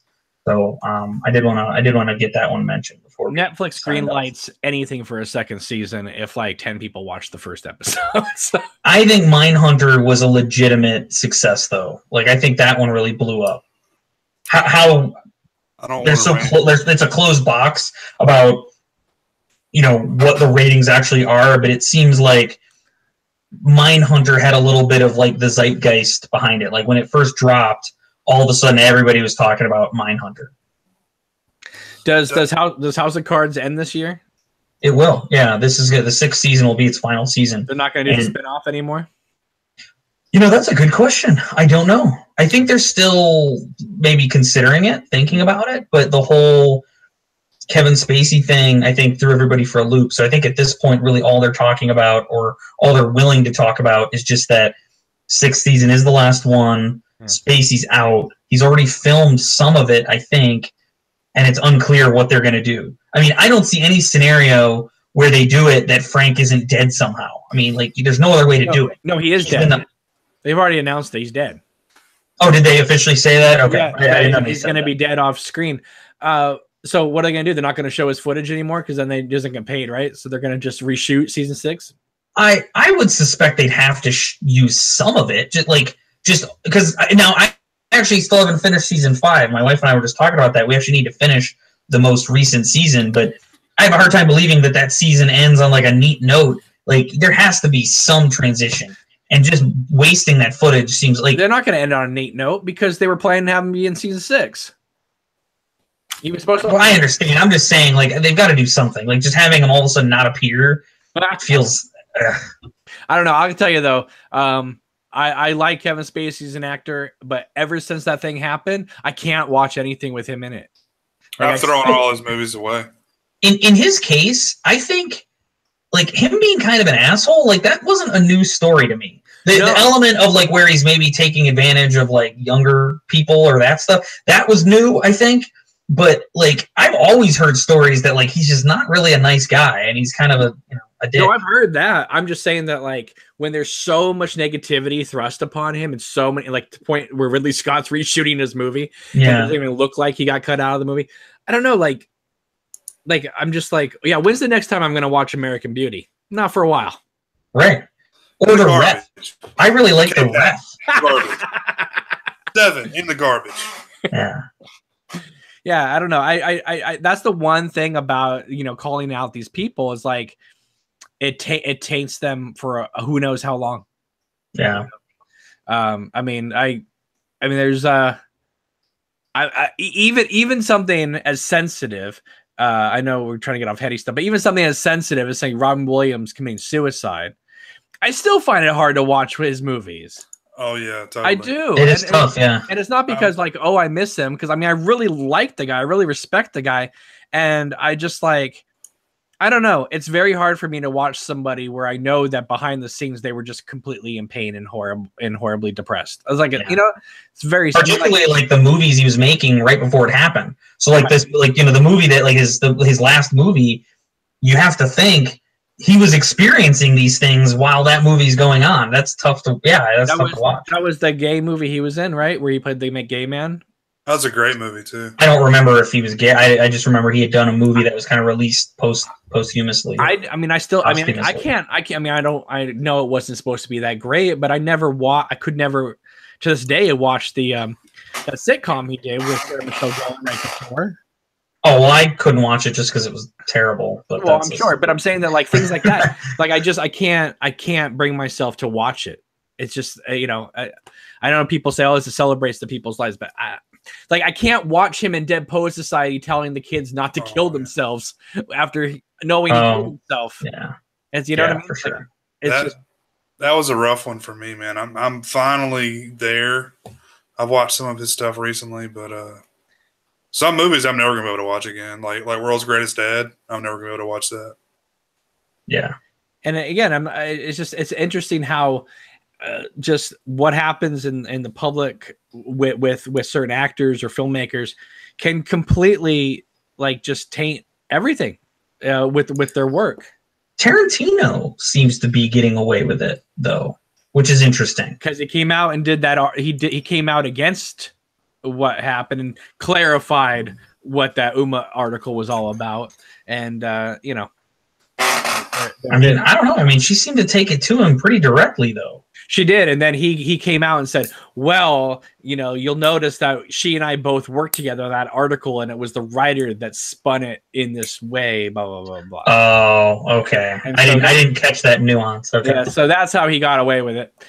So much so that he just cast Leo and Brad in his new movie, Once Upon a Time in Hollywood, with Margot Robbie playing Sharon Tate, and they're gonna do the Manson thing.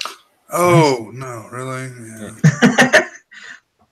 Yeah, I don't know. I mean, but we'll see what happens. I mean, we know for a fact that he'll never, ever probably make that R-rated Star Trek movie. So. Oh man, I was looking forward to that. That's like the first Star Trek thing I've been excited about in forever. Because that's something we didn't even really touch on, and we don't need it again. We're trying Discovery? to close down here. Star Trek Discovery, like Jesus, like did anybody like it? Have you seen it?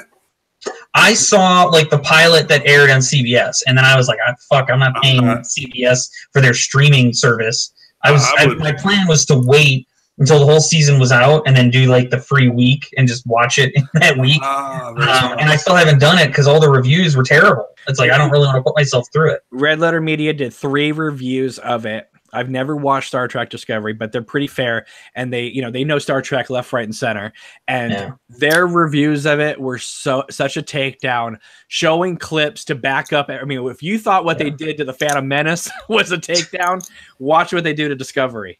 And then they even say, I'd still watch that what is it, Seth MacFarlane show over. Oh wow! Well, that's the thing. The Seth MacFarlane show, by the way, is like getting renewed for a second season. Like people are loving that show, almost like out of spite because they're so disappointed by Discovery. Right, and the Seth MacFarlane show, they point out pretty much every episode steals a plot from a Star Trek show of one of the other series.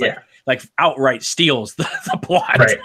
Right. So, and even steals lines and things like that. So they're saying, well, listen, if but yeah, really hardcore Star Trek fans do not like Discovery at all. I mean, the guy Robert Meyer Burnett, who I don't know, he's on Collider Heroes, and he made